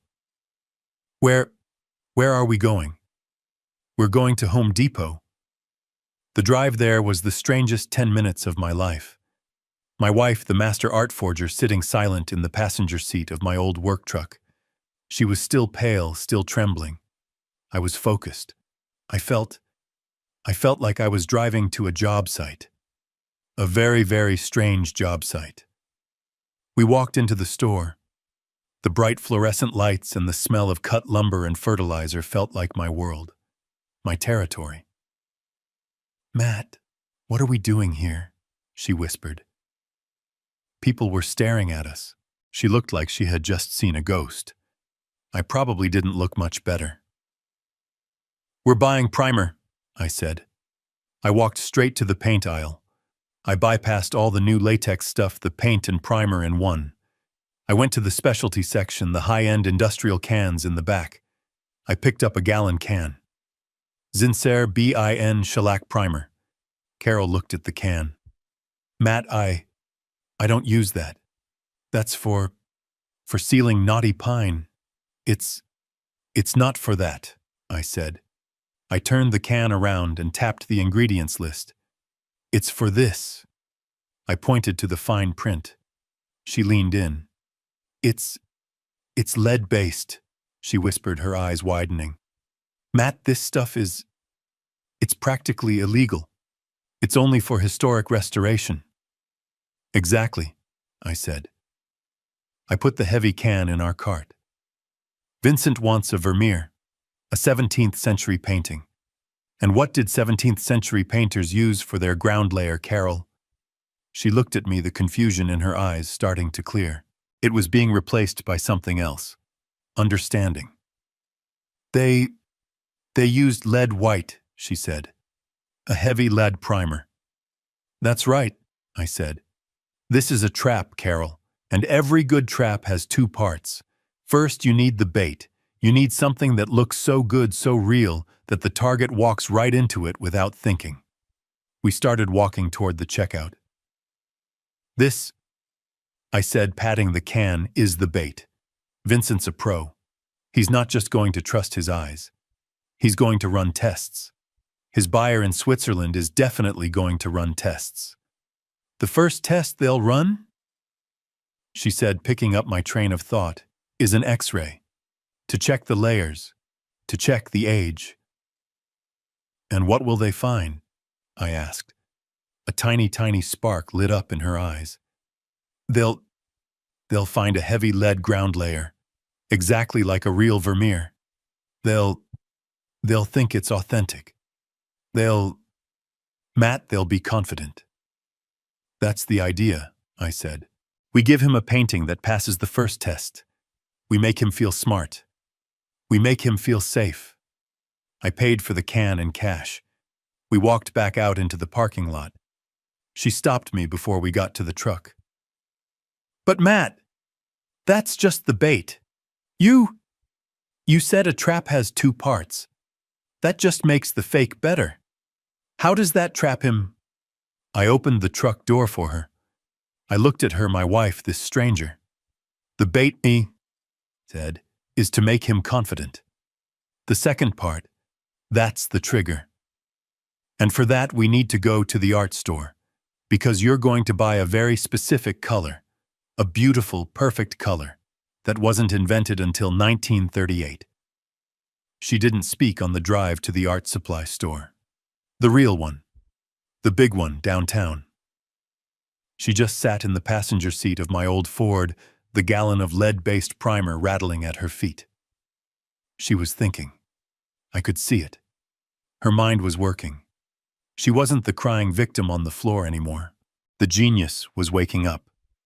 The forger. When we pulled into the parking lot of the art store, she finally spoke. Her voice was different. It was quiet, but not scared. It was focused. Phthalocyanin blue, she said. I looked at her. What? That's the trigger, she said, looking at the store. Not just any modern blue. We need phthalocyanin blue, PB15. It's a synthetic pigment. It's perfect. Perfectly what?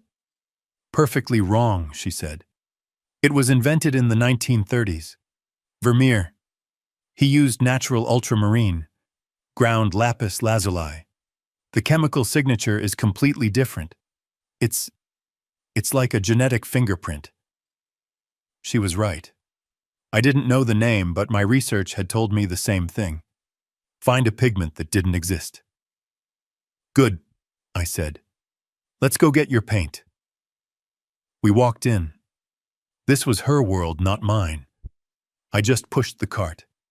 She was a different person in here. She wasn't Carol, my wife. She was someone else. She walked with purpose. She didn't look at the beginner watercolor sets. She went straight to the professional oils, the imported brands that cost $50 for a tiny tube. She picked up a tube. Phthalocyanin blue, PB15. She held it up, reading the label. "This pulse," she said, "is a scientific fact. It's a synthetic compound. Under a spectrometer, it screams 1938. It's like finding a cell phone in a photograph of the Civil War." "Good," I said. "That's the one." "It's not that simple, Matt," she said, her voice sharp, the artist taking over. "I can't just use it. He'll see it. The color is too harsh, too modern. It's not luminous. Vermeer's blue was made from groundstone. It was alive." I just looked at her, confused. She sighed like a professor explaining something simple to a child. "I have to mix it. I'll need to mix it with lead white, maybe a little green umber to desaturate it, to make it look like natural ultramarine. To the naked eye, it will be perfect. It will be luminous. It will be Vermeer's blue." "But," I said, catching on, "under a microscope, under that spectrometer." A small, dangerous smile touched the corner of her mouth for the first time. "Under a spectrometer," she said. "It's a ticking time bomb." We walked back to the truck. She was holding the little bag with the $50 tube of blue paint. I started the engine, and we drove back to the studio, the scene of the crime. We stood inside the door, locked behind us, the heavy padlock I had broken now sitting useless on the workbench. I looked at her. "So here's the plan," I said, my voice all business. "The contractor, the crew boss. You're going to paint this Vermeer. You're going to paint it on the canvas he provides. But you're going to do it in layers. My layers." I pointed to the can of lead primer. "Layer 1, the ground. You're going to use my primer. The lead-based primer. Thick. So it shows up on an X-ray like a big, dumb 17th century flag. This is the bait, Carol. This is what makes him feel safe. This is what makes him think it's real." She nodded, her eyes focused. "The X-ray will look perfect. He'll be confident. His buyer will be confident." "Exactly," I said. "You'll paint the whole thing over that. You'll do your magic. You'll make it look perfect." I picked up the small tube of phthalo blue. And then, the final layer. The trigger. "You're going to use this. The blue," she whispered. In the woman's silk jacket. In the tablecloth. It's the signature color. You're going to mix it, just like you said. You'll make it look exactly like Vermeer's blue. You'll make it so perfect to the naked eye that God himself couldn't tell the difference." She looked from the blue paint to my face. She was finally understanding the full shape of the trap. "So," she said, her voice quiet, "to the naked eye, it's a masterpiece. Under an X-ray, it looks authentic." "But," I said, but," she finished, her voice cold, "the moment they put it under a spectrometer, the second they run a chemical analysis, it screams 1938, I said. "It's a time bomb," she whispered. "It's scientifically, provably fake." "That's right," I said. "It's a bomb. It's perfect for his eyes, but it's a trap for his science. He thinks he's a professional. He thinks he's smarter than us. So we're going to use his own tools against him." I looked at my wife, this stranger. "He threatened our son, Carol. He threatened our family. He thinks he's buying a Vermeer." I picked up the can of primer. "He is. He's buying a Vermeer, by Matt and Carol Anderson, and it is going to blow up right in his face." For the next 10 days, our lives changed completely. I didn't go back to the house except to grab more clothes. I told Carol to call our son Ryan and tell him I was fine, to tell him Paul was sicker than we thought, and that I was extending my stay in Michigan indefinitely. She made the call. I stood right next to her listening as she lied to our son. Her voice was perfect, full of worry for me, full of sadness for Paul. She was a brilliant actor. She had to be. The studio became our fortress, our prison. I changed the lock. I installed a 1/2-inch thick steel deadbolt, the kind that would take a battering ram to get through. I covered the small back window with a sheet of plywood from my truck. No one was getting in, and we weren't getting out. I slept on an old cot I found in the storage area. I brought in food from a drive-through, always paying in cash, always going to different places miles away. And Carol? She began to work, and I watched her. I thought I knew what work was. I'd worked for 50 years. I'd built things. I'd sweated. I'd bled on job sites. I had never seen work like this. She wasn't just painting. She was channeling something. She was a different person. She wasn't my 68-year-old wife anymore. She was a master. First, she prepped the canvas. She applied my lead-based primer, the one from Home Depot, with long, confident strokes. She let it dry for 2 full days under the heat lamps, her face a mask of concentration. Then she began to draw. No, she didn't draw. She transferred. She had a small, blurry black and white photo of the real Vermeer. The concert. A painting that had been stolen from a museum in Boston 30 years ago. It was one of the most famous lost paintings in the world. That's what he wanted.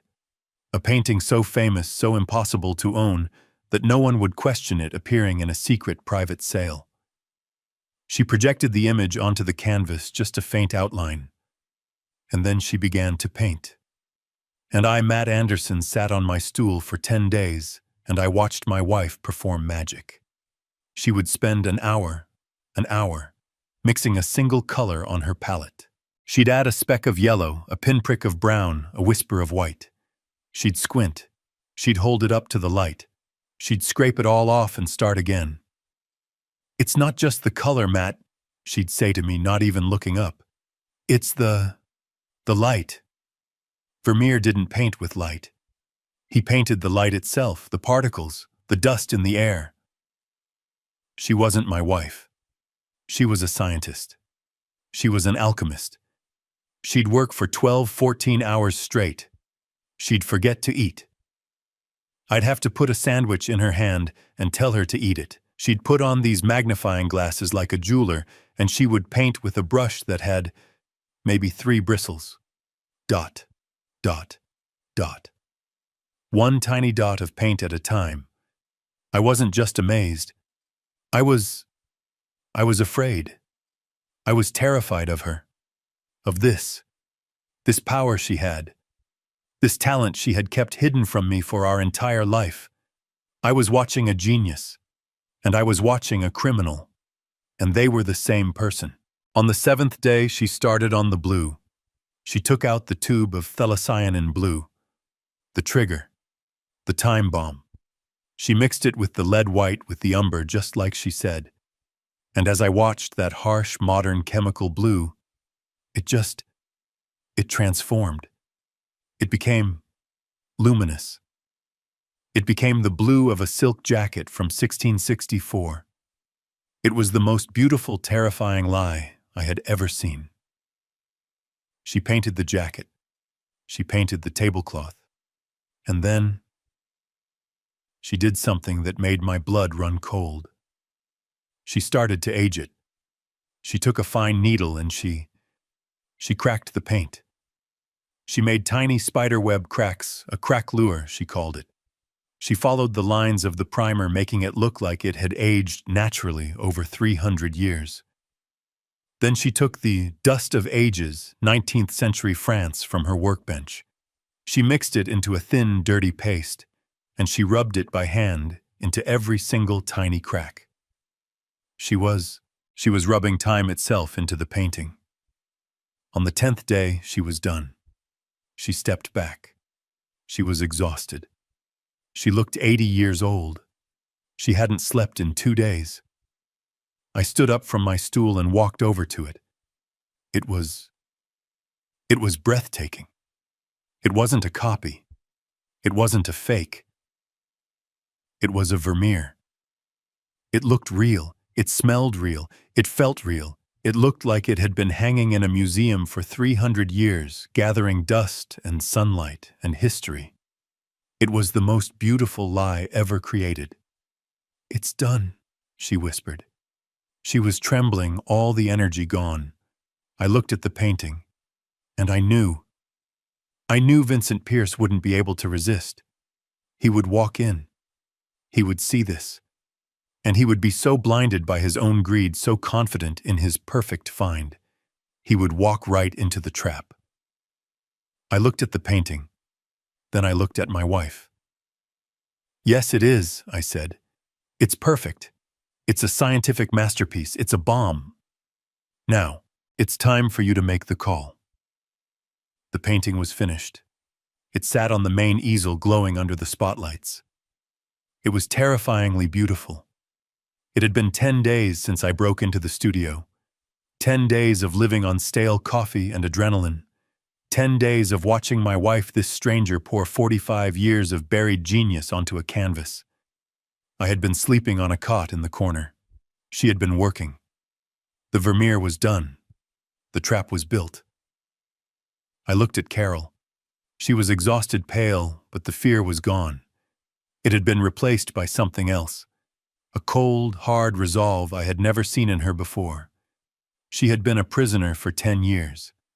Now she was helping me build the cage for her jailer. "It's time, Carol," I said. My voice sounded strange in the chemical-filled air. "You have to make the call." She nodded. She didn't cry. She didn't hesitate. She picked up her phone. She had gotten a burner phone, a cheap flip phone, just for this. She dialed the number from memory. I stood next to her, listening to the tiny speaker. It rang twice. He picked up. "Yes."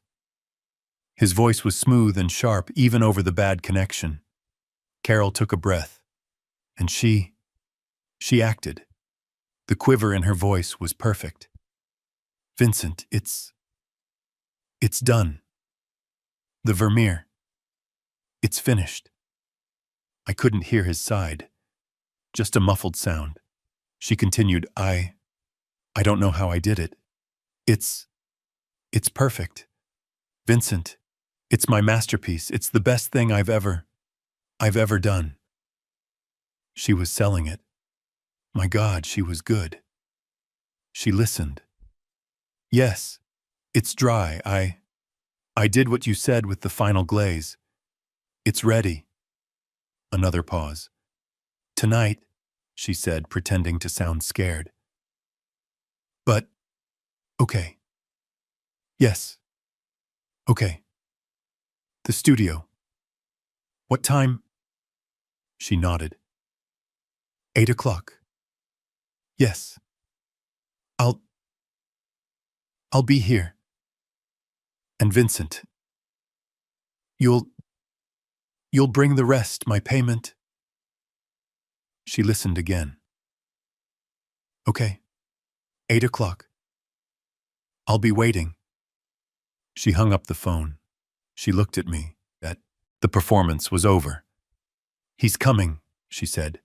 Her voice was flat. 8 o'clock. He sounded eager. "Good," I said. "Eager is good. Eager is greedy. Greedy is stupid." I looked at my watch. It was 5 p.m.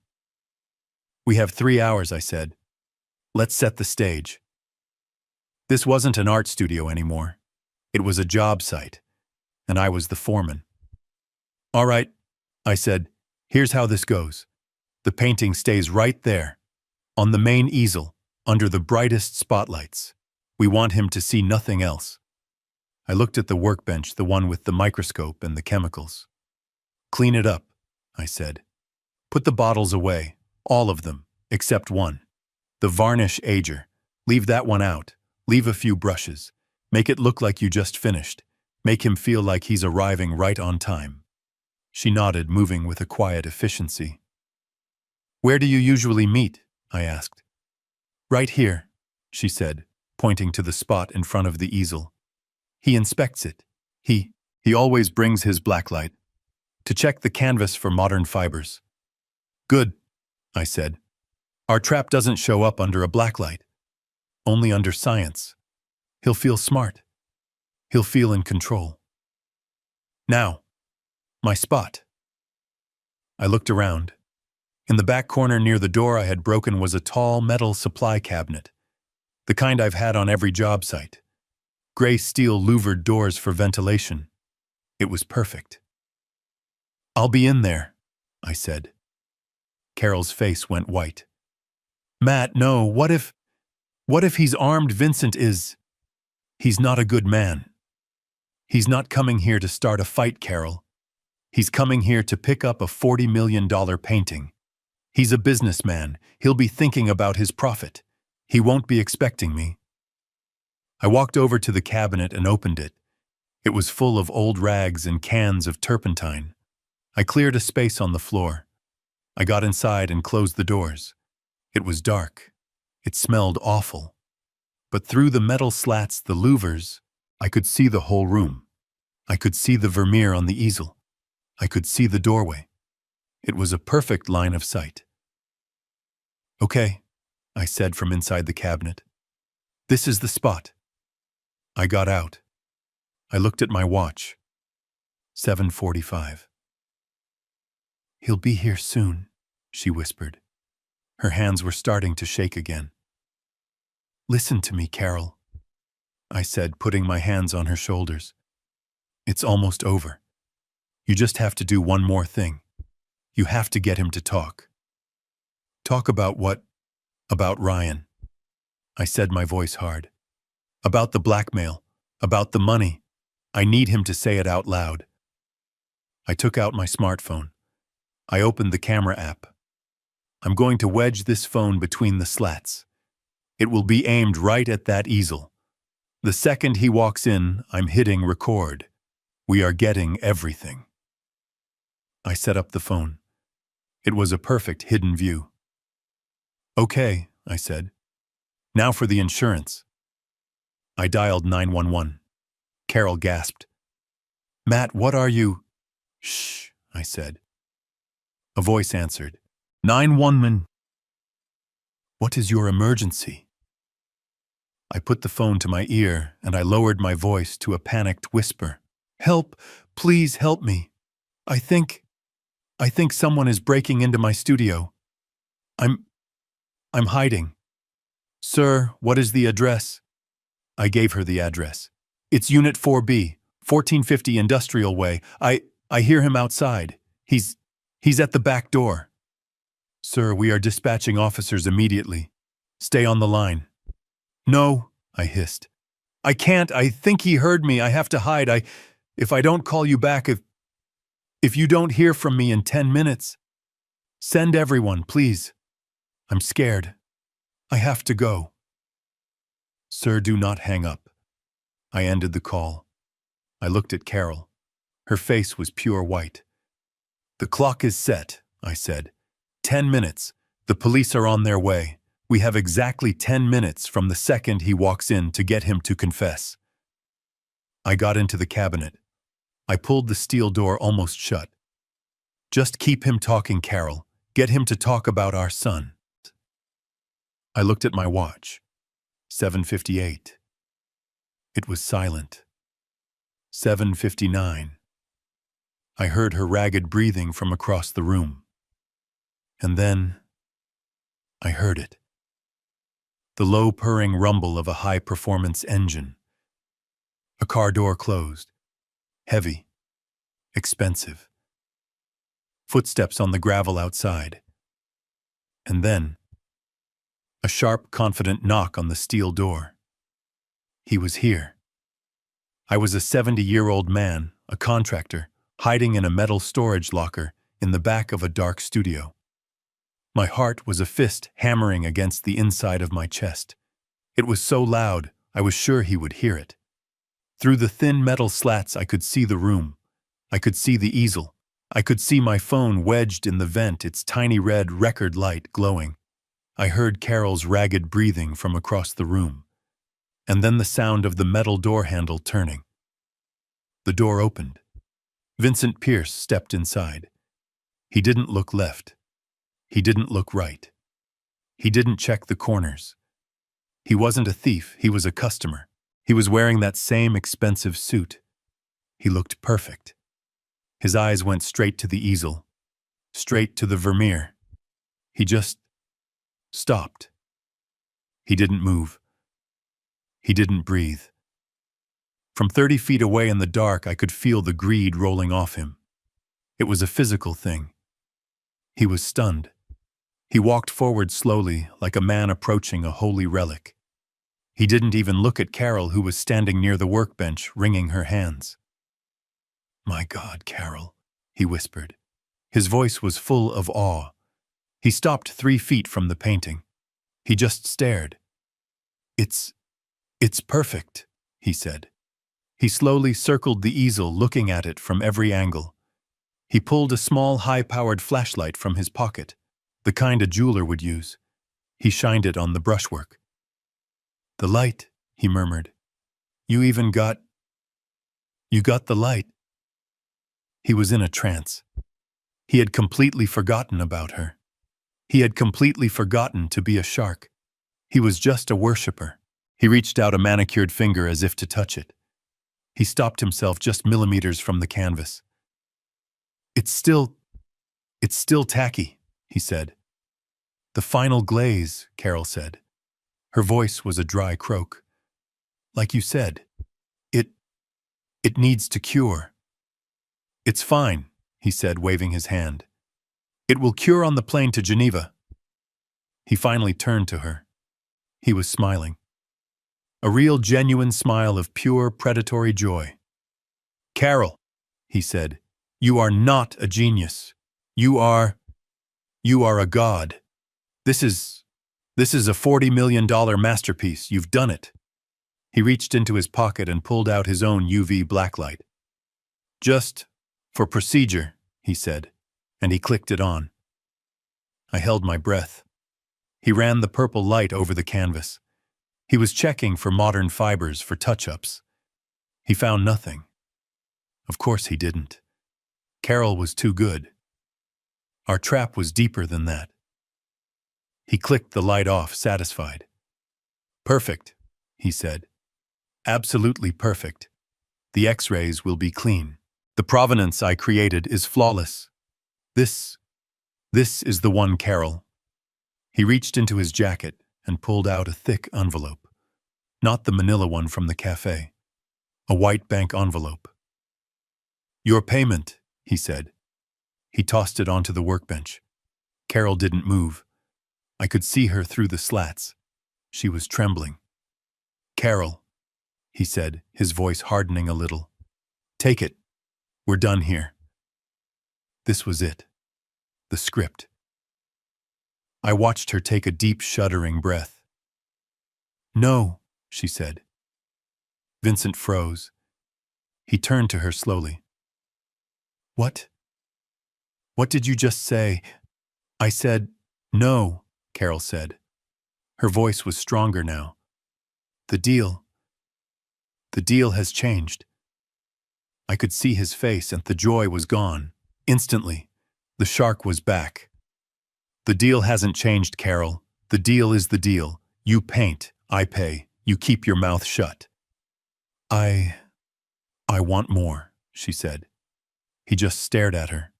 I want $50,000, she said. Her voice was shaking, but she said it.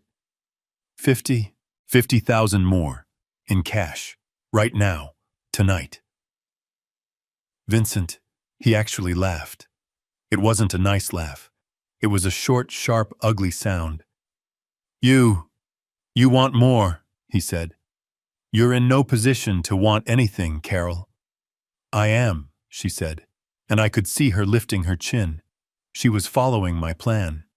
"I'm in the only position, because that is a $40 million painting. And I'm the only one who knows exactly how to prove it's fake." She picked up a small jar of turpentine from the workbench. And I'm the only one who can destroy it. $50,000, Vincent. Or I'll wipe it clean. Right now. She was bluffing. Her hand was shaking so hard, she could barely hold the jar. Vincent watched her. His eyes were cold. Dead. He didn't look worried. He didn't look scared. He looked bored. You're not going to do anything, Carol, he said, his voice soft as silk. You're not going to destroy it. You're not going to tell anyone. You're not going to do anything.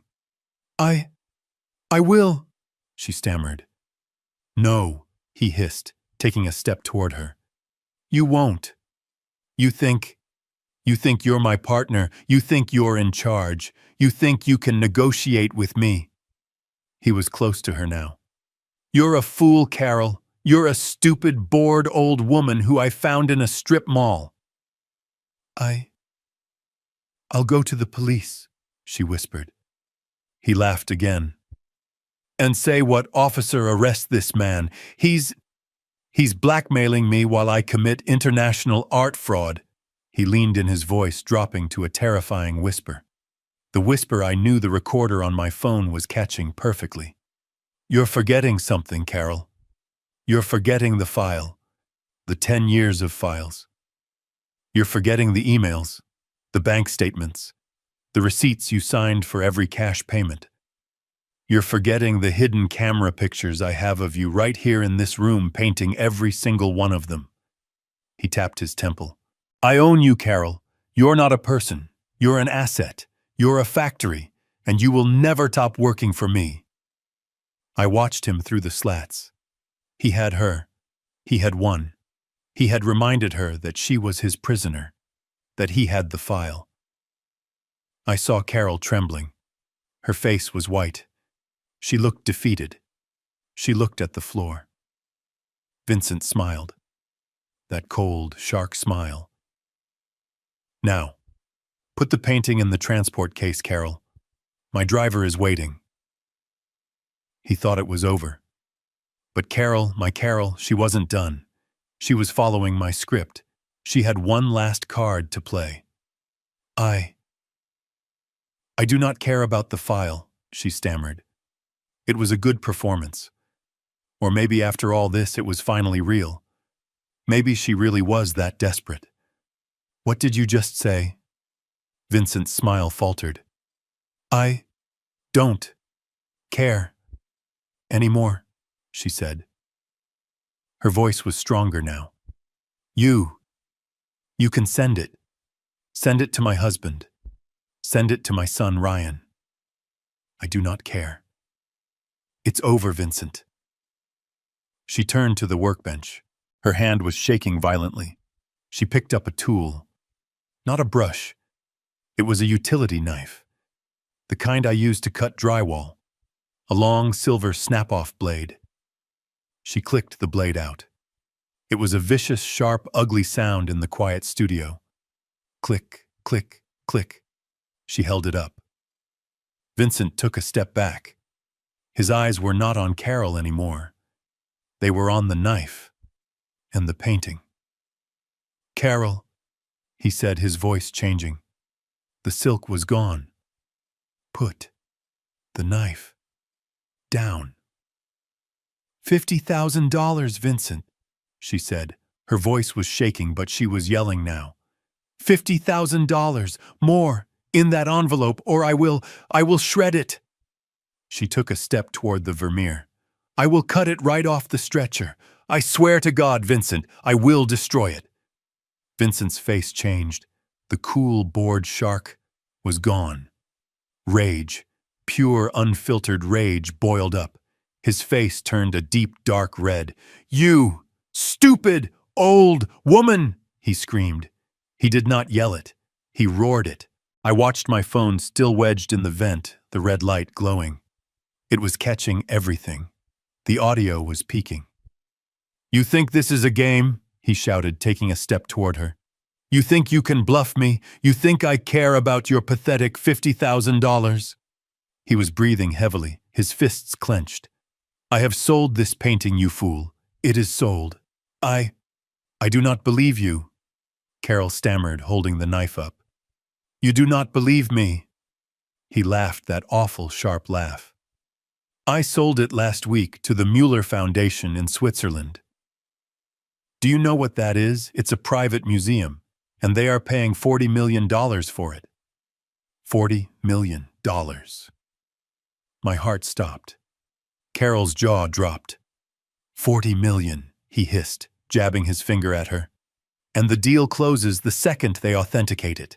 The second my expert verifies your work. And you are threatening to cut it with a box cutter. He was right in her face now. You are nothing, Carol. You are a tool. You are the paintbrush. I am the artist. I made this happen. I do not care, she whispered, tears streaming down her face. I will go to the police. I will tell Ryan. That was the word. That was the trigger.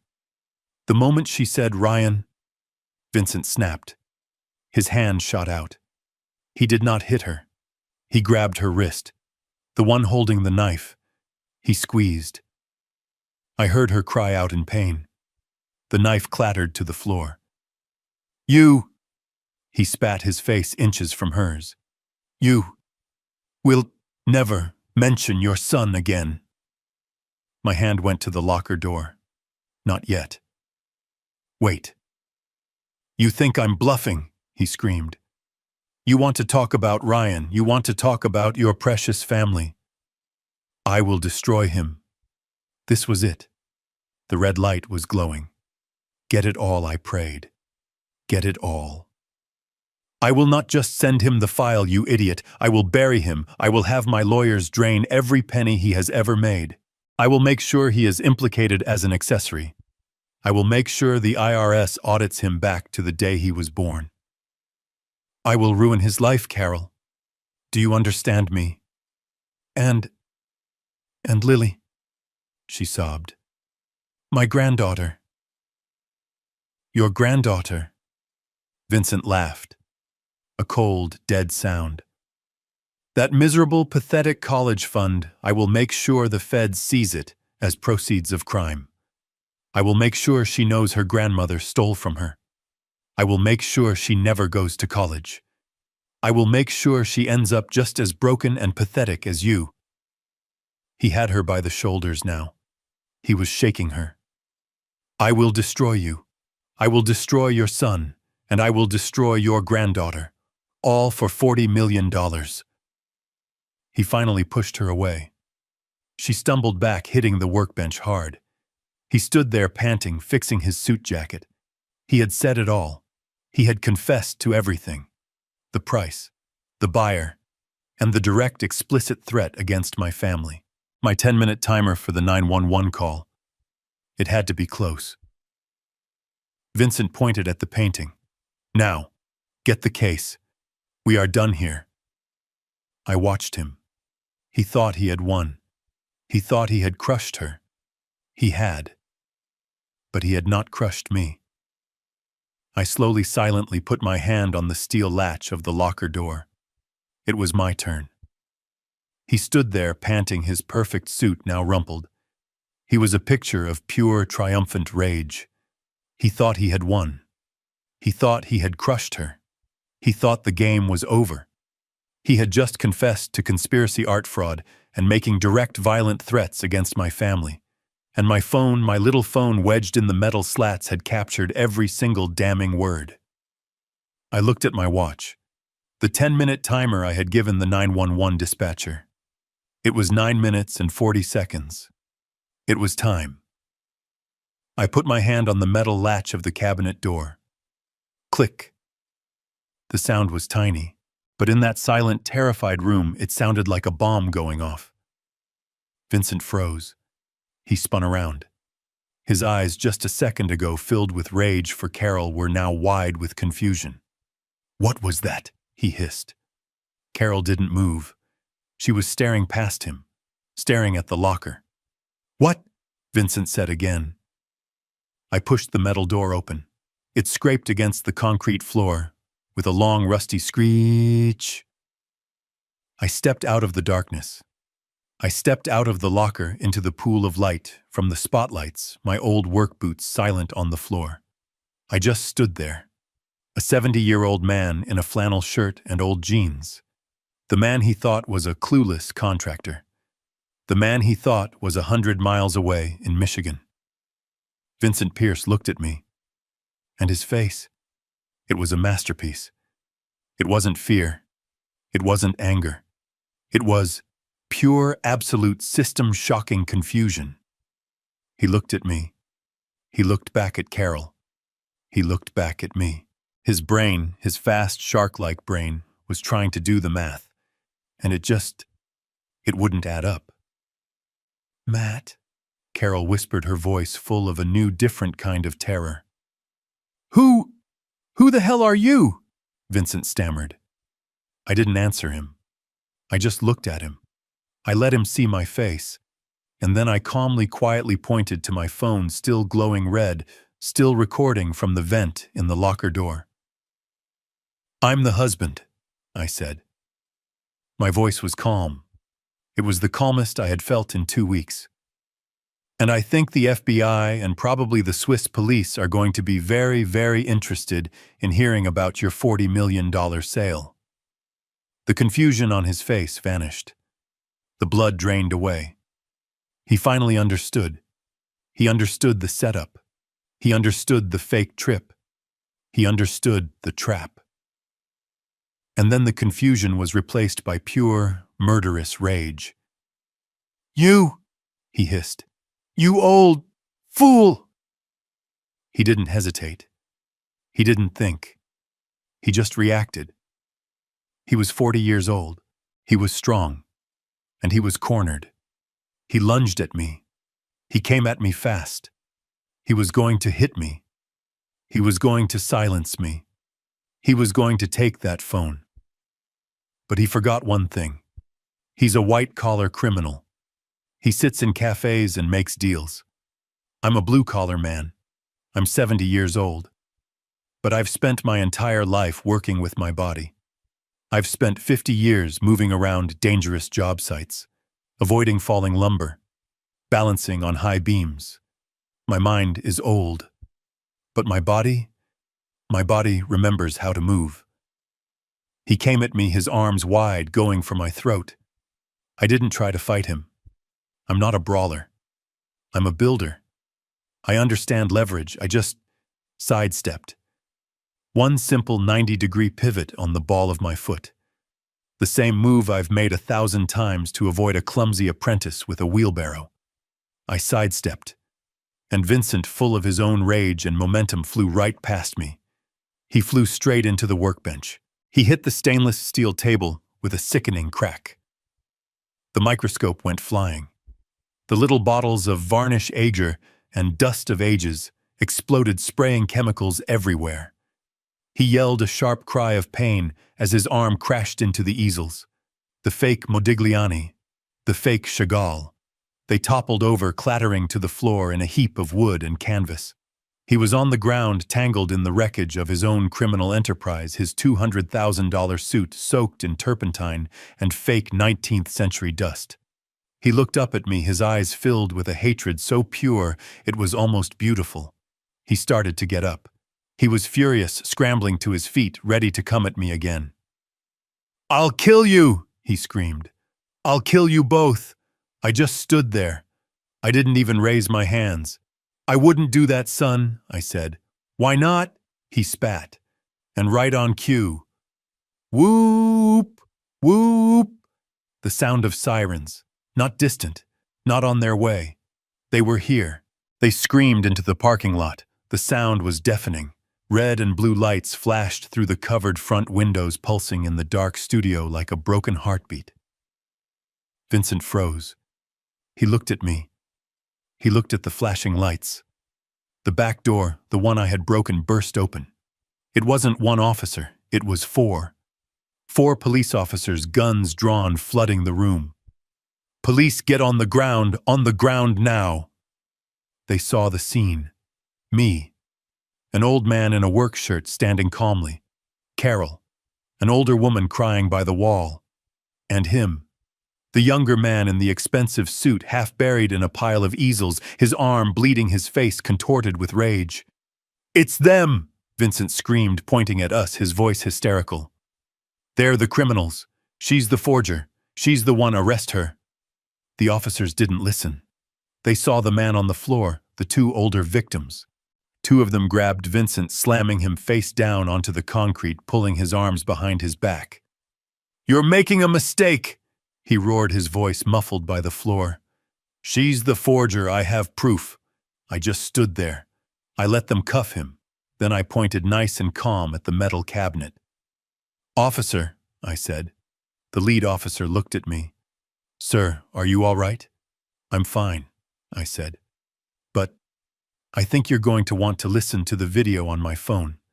It's right there, in the vent." I pointed to the little red light still glowing in the dark. "It's been recording everything.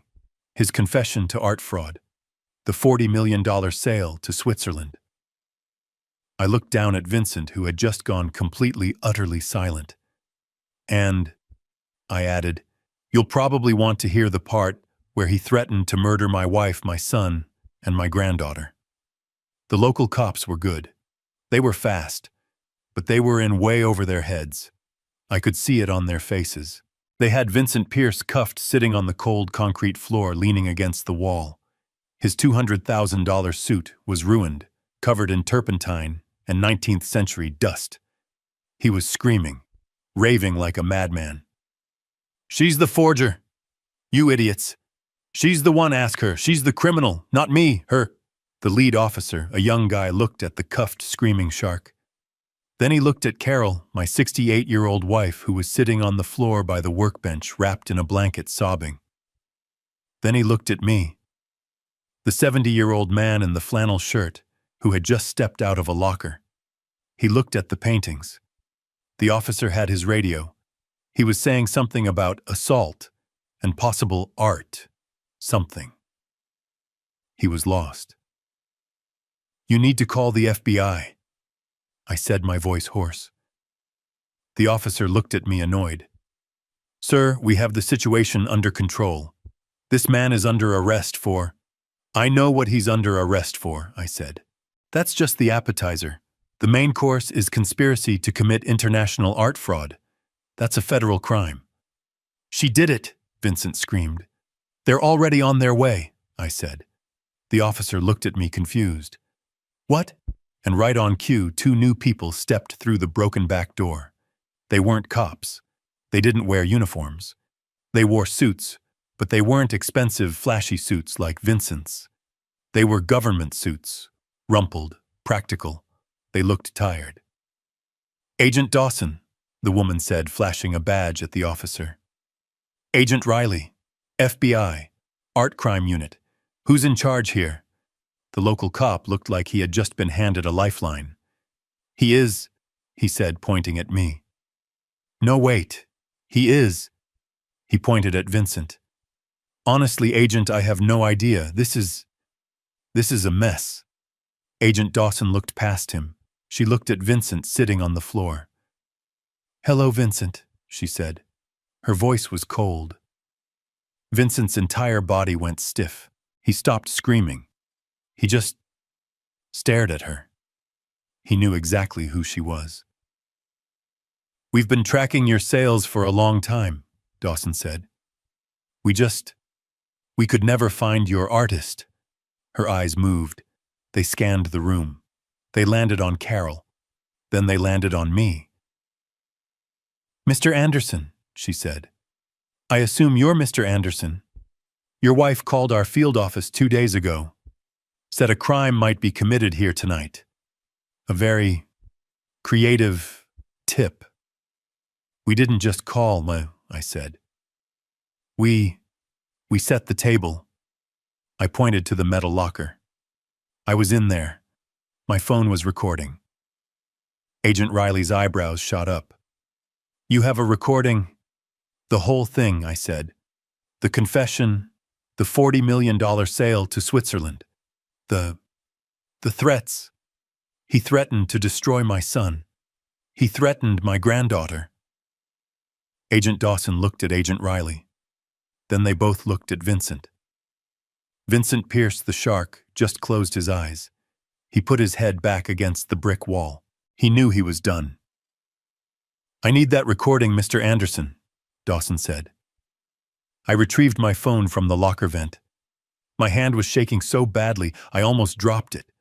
The 2 FBI agents, the 4 local cops, Carol and me, we all stood there in that cold, chemical-smelling studio, and we watched the last 10 minutes of my life unfold again on that tiny, cracked screen. We heard Vincent's voice tinny and full of rage. "I sold this painting to a museum in Switzerland for $40 million.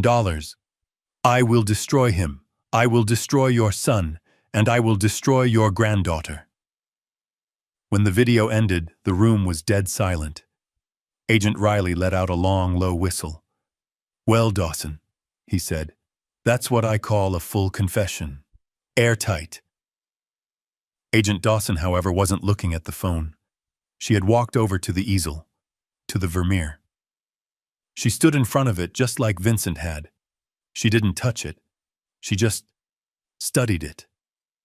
She looked at it with an expert's eye, the way I look at a blueprint. "The concert," she whispered. "The holy grail of stolen art. It's breathtaking." She looked at Carol. "Mrs. Anderson, your work it's legendary. We've been chasing your ghost for years." "It's a fake," Carol whispered from the floor. "I know," Dawson said, "but it's the best fake I have ever seen, and I've seen them all. How did you think you could pass this? Vincent's buyers aren't fools. They'd run tests." This was it. This was my moment. "That's the point, Agent," I said. Dawson turned and looked at me. "She wanted them to run tests," I said. I walked over to the workbench. I picked up the can of lead-based primer I bought at Home Depot. "She started with this. A heavy lead ground. It'll pass an X-ray. It'll look 17th century. It's the bait. It makes them confident." Agent Riley's mouth opened. That's smart. That's the bait." "But," Carol said, her voice quiet but strong for the first time. She was getting to her feet. "I finished it with this." She held up the small $50 tube of phthalocyanin blue. Agent Dawson's eyes went wide. She looked at Riley. He was actually smiling. "PB-15, Dawson whispered. "Invented 1938. Mixed with lead white and umber to match the luminosity of natural ultramarine," Carol said. "To the naked eye, it's perfect. But the second they put a spectrometer on that blue jacket, it'll light up like a Christmas tree," Riley finished. "It'll scream modern paint. It's a scientific, undeniable fact."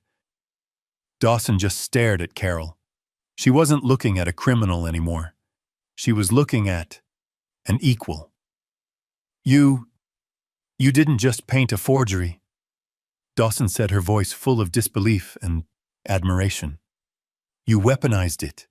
You built a perfect trap. You layered it. You baited the X-ray, and you set a chemical trigger for the spectrometer." She looked at me, the contractor. She looked at the primer can. She looked at the modern pigment. "This," she said, this is brilliant.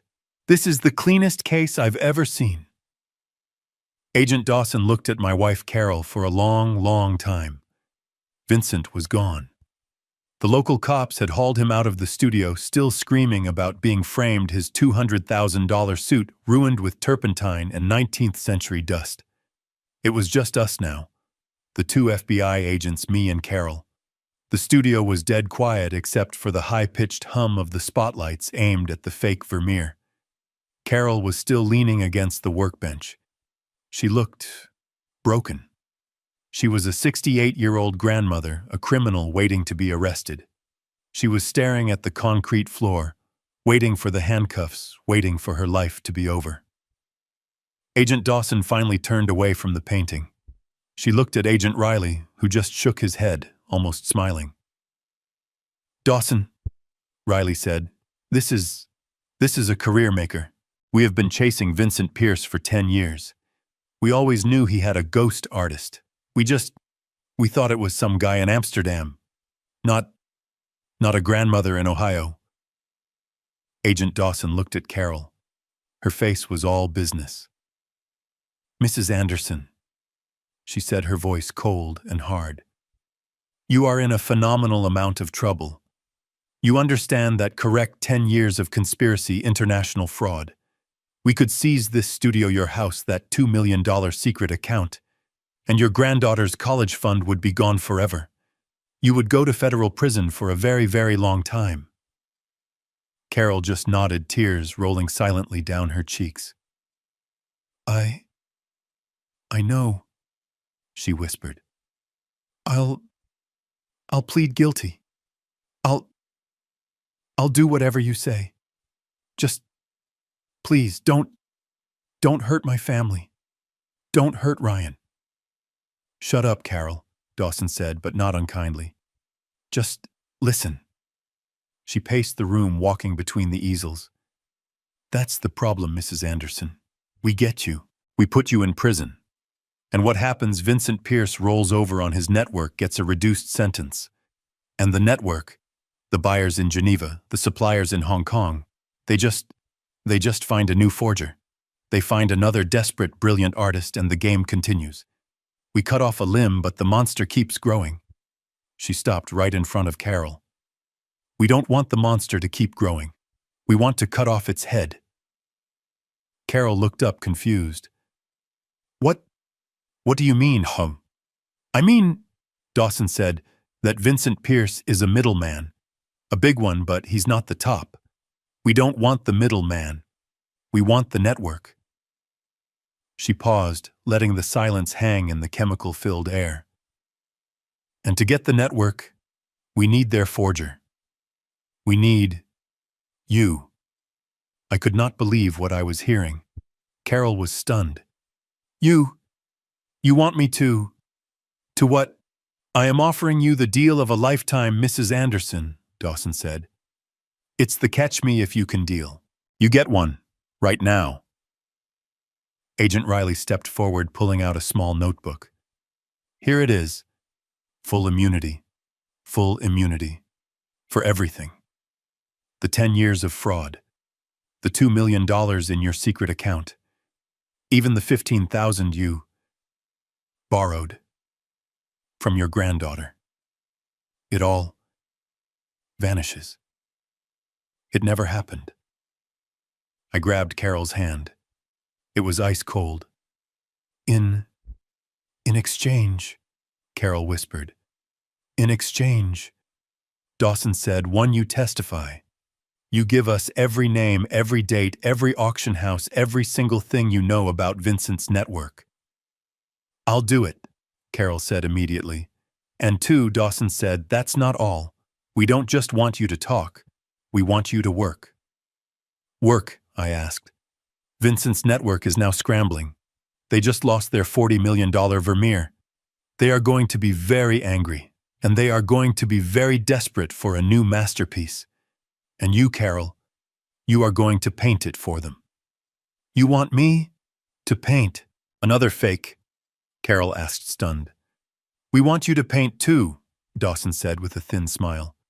"A nice little Renoir, maybe a Degas. We will provide the canvas. We will provide the wrong pigments. You will create 2 more perfect, beautiful traps. And when they come to pick them up, we'll be waiting." "And," Riley added, "we are not just offering immunity. We are offering a contract, a federal consulting contract, $100,000 a year, plus expenses. You will not be a criminal anymore, Mrs. Anderson. You'll be the FBI's secret weapon." Carol looked at me. Her eyes were wide. She was a 68-year-old grandmother, a criminal, a genius, and now a spy. I looked at Agent Dawson. I looked at the paintings. I looked at my wife. I squeezed her hand. I'm Matt Anderson, the contractor, the man who built foundations. I put my arm around my wife. She'll do it, I said. And I'll be her foreman. I'm good with materials. 6 months later, I am sitting on my front porch. It is a warm, sunny morning. The air smells like fresh cut grass. I am drinking my coffee. I am 70 years old. I am retired. Everything looks the same. My house, my street, my neighbors. But everything is different. I hear the garage door open. It is not the sound of the old Honda CR-V, the one with the rattling engine. That car is gone. A new car pulls out of my driveway. A sleek, dark gray Audi A7. It looks like a bullet. The driver's side window lowers. Carol leans out. She is 68, but she does not look it. Her hair is cut in a sharp, stylish way. She is wearing dark sunglasses.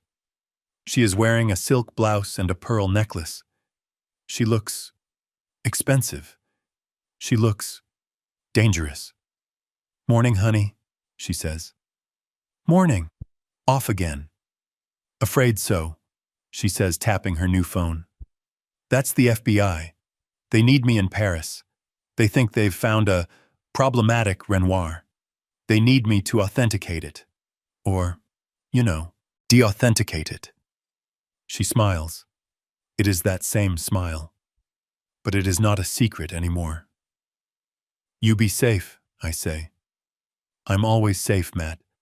I'm with the government now." She leans over and I lean down. She kisses me. "By the way," she says, "I was balancing the books last night. I transferred the money back to Lily's account.